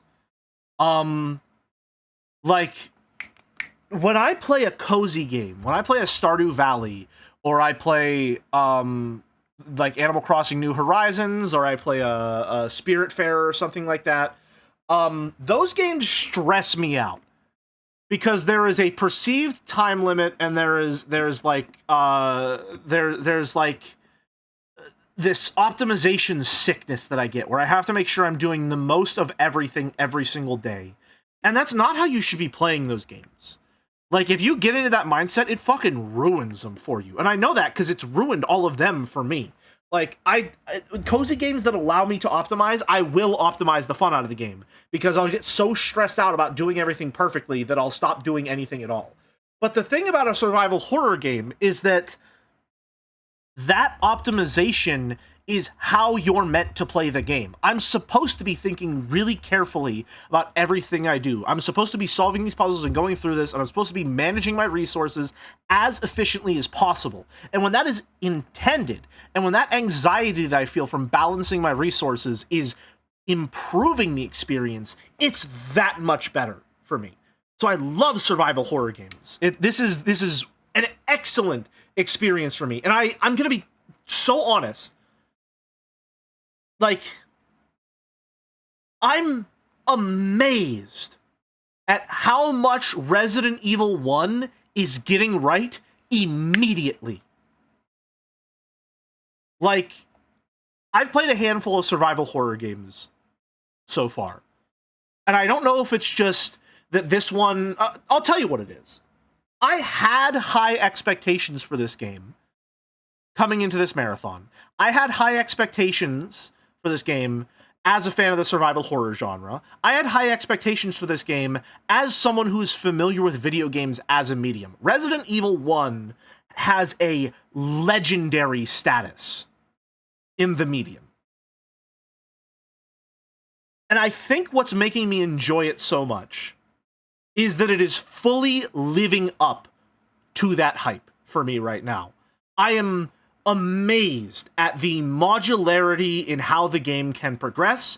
I am amazed at how balanced the resource management feels. I'm amazed at how tight and focused the combat feels. There's a slight level of like clunkiness to it that feels intentional because of how it forces a level of tension in every encounter. Your control is not precise enough for your mastery of the controls to be enough. You have to plan every encounter ahead if you want to get out unscathed. I love that. I am thoroughly impressed at just how much Resident Evil 1 is getting right on the first official try at this genre. I am astounded at how much this game holds up in every single regard. Like, the only complaints that I have for the game, just at all, are quality of life problems. I am shocked that this game held up to the reputation that I had for it. Because I have seen and played so many games recently that just have made me feel unbelievably disconnected from the medium, right? Like when Joe was playing the Metal Gear games, I won't lie, like I didn't enjoy a lot of the Metal Gear games because I had come into them with this expectation of them being like these medium defining what? There's an internal volume slider? That's not important. Anyway, I'd come into them with this expectation of them being like these medium-defining stories and like, oh, one of the greatest stories ever told in video games and Hideo Kojima's and auteur and the character writing and the vibes. And it's obviously a me problem because I just didn't really fuck with the whole military jargon time for a 50-minute cutscene where I talk about like how cool this guy is and oh man, they're the nanomachines and the virus and the Patriots and it's an allegory for how war is bad. Like, the only Metal Gear game that I really enjoyed was Metal Gear 3, right? Metal Gear Solid 3 was the only one where I felt like they reached the perfect blend of, like, spy thriller campiness with tactical espionage action. Every one before that felt like it was trying way too hard to be cool. And it just completely ruined the vibes for me. Or I played Mass Effect, and I enjoyed Mass Effect, but, like, I didn't enjoy Mass Effect for the reasons that I think the generation of people that played it before me enjoyed Mass Effect. Like, Mass Effect to me was like a fun sci-fi romp that occasionally had some interesting world-building concepts and a handful of decent characters. But then every once in a while I will see a video essay in my recommended feed that talks about how Mass Effect changed gaming as a medium and as one of like the greatest stories ever told in gaming. And I have to wonder, like, has it just been power crept? And that's the problem? Like, at one point, was Mass Effect one of the greatest stories that the medium was capable of? And now, like, indie games exist, so Mass Effect just gets beat the fuck out, and it doesn't stand a chance. Like, has it just been power crept to the point of, like, it's so juvenile, and it used to be, like, this immensely, like, prestigious game that just no longer is, and it hasn't stood the test of time? Metal Gear Solid might have been power crept too in that regard. Metal Gear was definitely power crept, was the problem there. Like, I'm sure once upon a time, the stuff that Metal Gear Solid was going for, fucking groundbreaking for the medium. But now when I play that, it's like, yeah, man, I've read a book like once or twice. This is kind of okay. It's like someone watched a movie and was like, well, what if I could play that movie? And it was kind of fun. And it's, you know, I watched that and it's like, yeah, I mean, I guess so. It does look fun. Fun stuff is happening, but, like, I'm not gonna, you know, write home about this one. I don't think Hemingway is really bolting up in his grave being like, my god, they've carried forward my vision! Like, it's a spy thriller. It's okay. But I say that to give you a lot of framing for, like, when I was coming into Resident Evil, I was expecting to have a good time because I like survival horror games. And I was thoroughly impressed with Sweet Home and with Clock Tower for how much they got right as well, being predecessors to the genre. So I just want you to know, like, the mindset that I'm going into, especially with the metaphor streams too, I've been feeling so disconnected from the medium at large.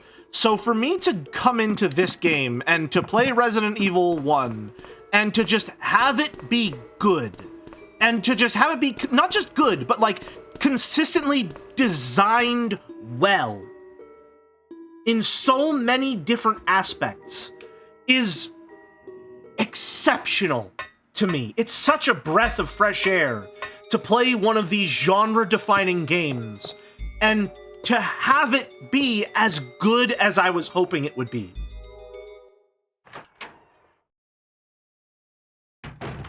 Are you familiar with those jokey game timelines that are either Space Invaders, Nothing, Last of Us, Persona 5, Expedition 33, 20XX?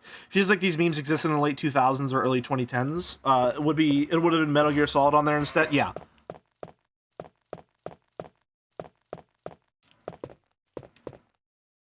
I don't know. I think I'm just kind of blissed out on the survival horror genre right now. I can't lie. Like, I'm having a really good time. It feels like the pacing and the vibes are excellent for a stream environment. I'm in my happy place where I get to analyze these games from an like a historical and critical lens, and I'm having a great time with it. Like I'm feeling great right now. I'm having so much fun just playing video games and examining the history and feeling connected with the culture of a medium that I have spent so much of my life immersed in. It's nice to go in with this kind of expectation and to have those expectations be met, and now I get to take this historical dive into the genre and not feel like, fuck, man, I don't know, I don't even know what I'm looking at anymore.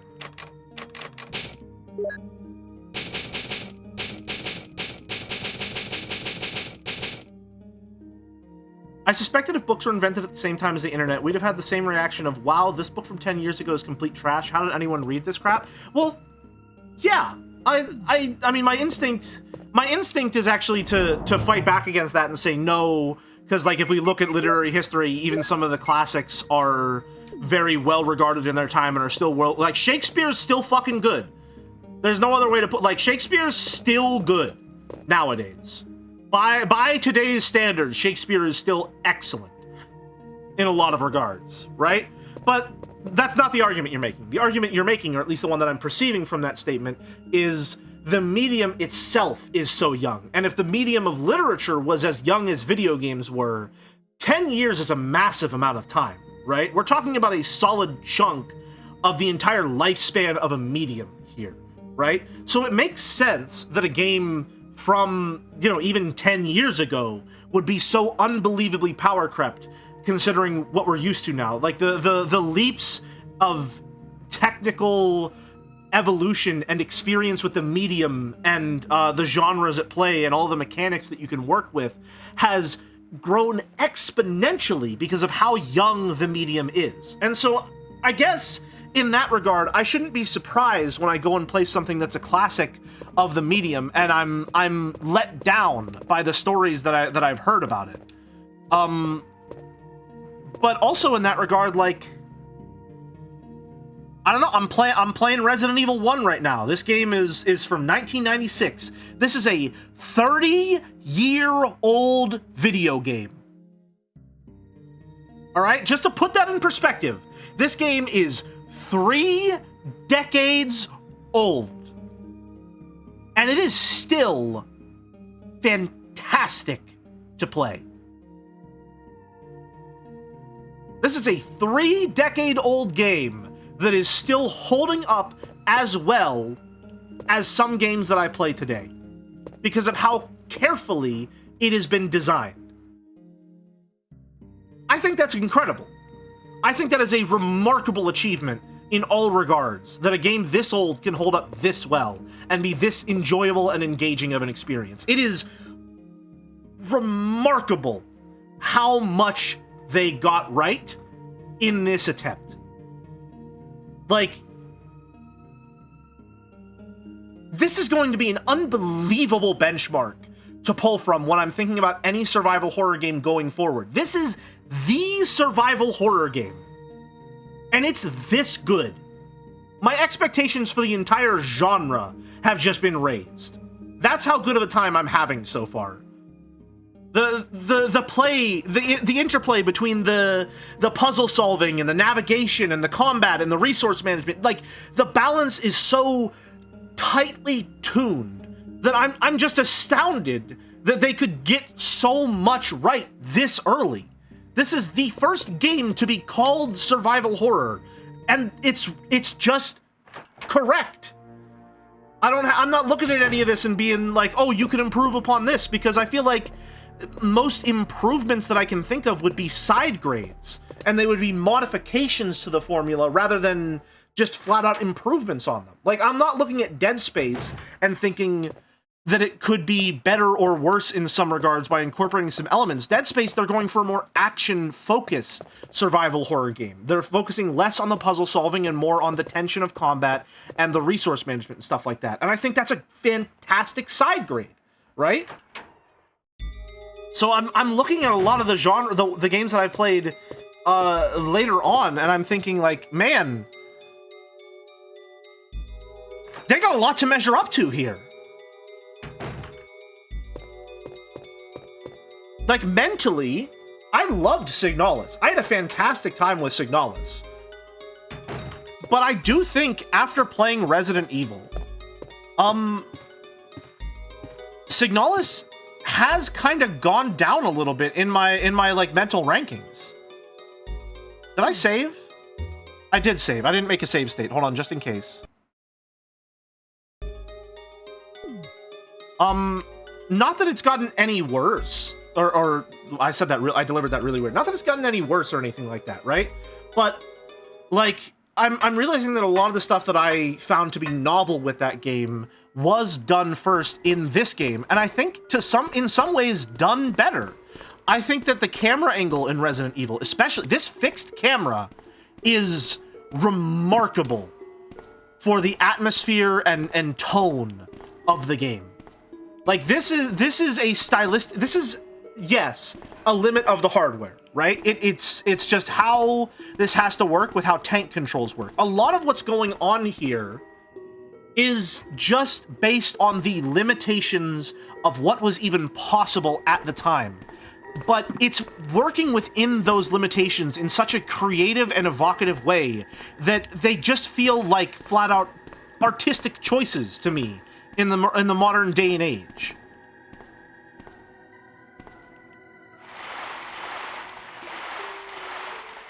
I can actually go in here? Oh no. I wasn't expecting that. I'm scared. Oh, wow. Oh, there's gonna be snakes in the water. Oh, there's gonna be snakes in the water.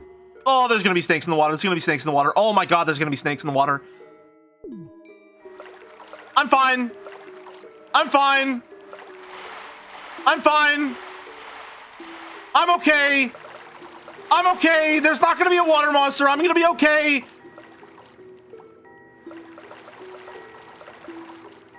I'm okay.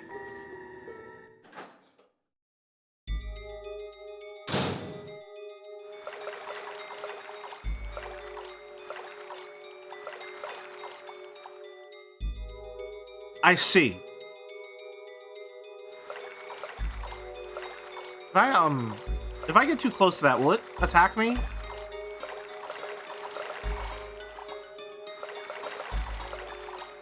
Looks like a plant root? What is this? Hanging up there. Where is that? That's nothing? Nothing to note there?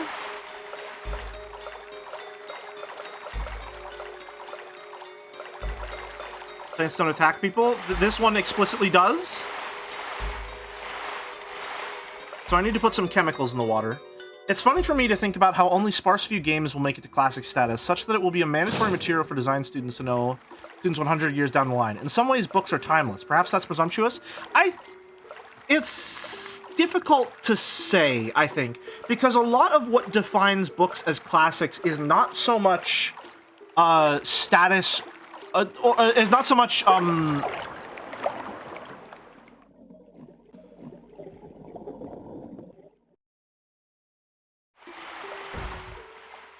That's an entire shark. That is an entire shark. That is a whole entire shark.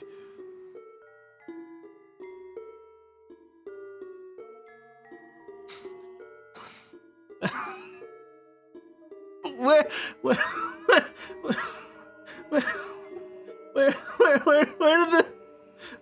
did the shark come from? Okay, that's just an entire shark. What do you mean there's an entire shark in the water? Oh, it's actually kind of cute. Hold on. It's not fast enough to actually catch me if I'm running at full speed. There's more! What? Baby shark! Why are there more? Where did they come from? What is happening? What's happening? Oh, I'm kind of in love with these things. I'm kind of in love with these little guys. Look at that weird ass little PlayStation 1 shark. Oh.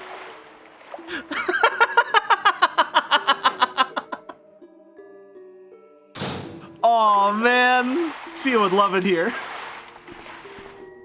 Okay. All right.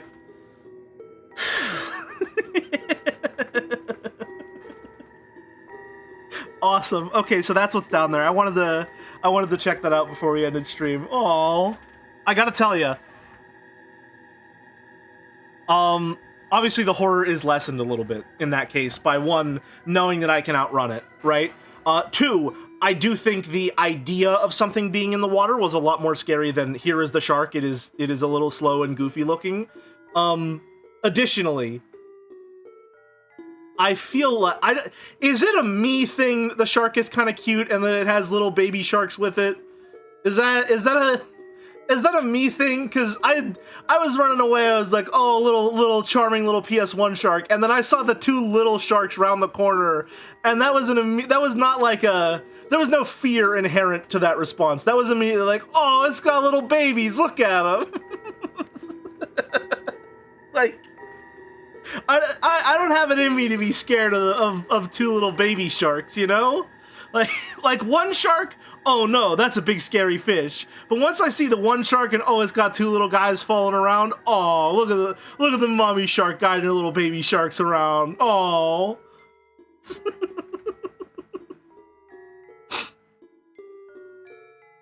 I think it's just an old game thing. Like, we probably wouldn't feel that way if we played this game when it came out. Possibly, yeah. There's definitely going to be some distance from release that's going to influence the amount of horror being felt, right? You know, once upon a time, this was the best video game graphics ever. Video games will look like this in 2007, you know? Like, this was the best video game had ever looked before. Once upon a time. But now, we're looking at this and it's so rough as to almost appear stylized, rather than going for its best attempt at realism for the era, right? So that's definitely going to dampen the horror. But I do think the baby sharks are just cute to me, I think. I'm having a hard time imagining someone who is scared of the shark and is also scared of the baby sharks. You know what I mean? Like, the one shark, I can understand, big scary fish. But I think once you see the two little baby sharks going around the corner, that's just cute to me. Because, like, I see the big one and I think, oh, big scary fish. And then I see a smaller one directly behind it and I think, oh, that must be a baby. Baby animal is cute. Right? You know what I mean? Like, that's immediately triggering the response of like, oh, look at the little babies, to me. But then again, I do think sharks are cute in general, which, you know, it is how it is. I think people could still see some of the goofiness at the time. Oh yeah, and that's another thing that I talked about earlier. I think that, like, some goofiness is inherent to, what is it? To, the horror genre and the indie horror scene in particular, right? And so that's reflected a lot in how Resident Evil looks aesthetically and feels tonally, right? It's going for horror not in a fully overtly scary sense, but in a B-movie indie horror sense, right? Which doesn't mean that it's always going to be goofy, but it's going to have that sort of silly charm to it in a lot of the cinematography and presentation, right? Because it's just a point of budget, you know? And that, of course, that doesn't mean, you know, it's not exempt from still being scary at times, you know? I'm sure the reveal of the first zombie is scary. When you're low on health and you don't have any healing resources, and it's been an hour since the last time you saved, that's gonna be scary. When a giant fucking tarantula drops on you from the ceiling, and then suddenly another one runs in from off screen, because the fixed camera didn't let you see it on the ceiling, that's scary, right? So, it doesn't mean that scary is impossible. It does just mean that there is also an element of humor to the fear, which I think makes the scares even more effective in a way. If I'm primed to think like, oh, silly, goofy horror time, and then a fucking spider jumps on me and it's 3 times my size, that's gonna scare the shit out of me, because not only was I not expecting it, I also wasn't expecting to be scared in the silly, goofy, haunted house romp with the zombies and the bees and the giant snakes, right? So when something pops up and it's like, oh, fuck, that actually got me, I think that's the genre doing it right. Man. We're going to cut stream here. We're going to lose a little bit of progress, which is just going down a ladder. So next stream, we'll get to see the shark cutscene again. I'm thinking, if possible, I'm going to maybe go for a Thursday afternoon stream. I should be done with my colonoscopy by then. It's probably in the morning, and I should be fine. So we'll shoot for Thursday afternoon, around the same time we started stream today, and we'll see if we can get through the rest of Resident Evil 1. That one we will go long if we have to. If not, if we can't do Thursday, or if we need to go extra long, we can also do Friday morning. So, we'll see. But I had to cut the rest of the streams, because yesterday I was exhausted, because daylight savings and switching to day shift, and then I can't do tomorrow, because that's going to be like a 2-hour-long stream, and then, I don't know, break every 3 minutes for me to go to the bathroom is just untenable with a stream environment. So, yeah, shuffle things around. God, I hope we can get a normal schedule eventually. But for now, it's chaos schedule. We work with what we got. I'm having a great time, to be honest with you. It's probably fucking my metrics up, which is annoying because we're very close to partner. But, you know, if I cared that much about partner, I'd probably make an announcement. I should make an announcement. I should be like, hey, we're really close to partner. If you could just make sure viewership is up for like the next 2 months or so, even if you just put me on in the background at like 1% volume, every view counts, I would appreciate that. Something like that. Well, I think Walrus recommended something like that at one point. Maybe I'll go for it. Why not? But I'm having a good time. I'm loving this marathon so far, which I knew that I would, and I'm glad that I do. I'm especially loving Resident Evil. That's why I don't want to rush this, because I'm enjoying it so much. I want my first experience with this game to be as organic as I can possibly get it to be, because I'm feeling the same thing that I was feeling with Dead Space and with Dead Space 2, which is, if you know me, immensely high praise, because those are some of my favorite games of all time. I'm having the same feeling of streaming those games for the first time and falling in love with it in real time, because it just all works. Like I am enthralled by this game. I am completely under its spell in every single way. This is absolutely the genre for me. I'm so happy to be doing a whole month of these games, man. Oh, God, I love it here. I love living in this space. This is the best. I feel like I've ended every single stream that I have done this entire month by just being like, man, I'm so happy. I love being here. What a great feeling to have. A week of highs and lows for me. All right, that is going to be all, though. I think Allison is live, a la Cinderella. But I've been having a lovely time. I hope that you've all been enjoying this even a fraction as much as I have been. Thank you very much for watching. I will see you either on Thursday or Friday for probably the end of Resident Evil. But if not, that's fine too. Till next time, have a good one, folks. See ya.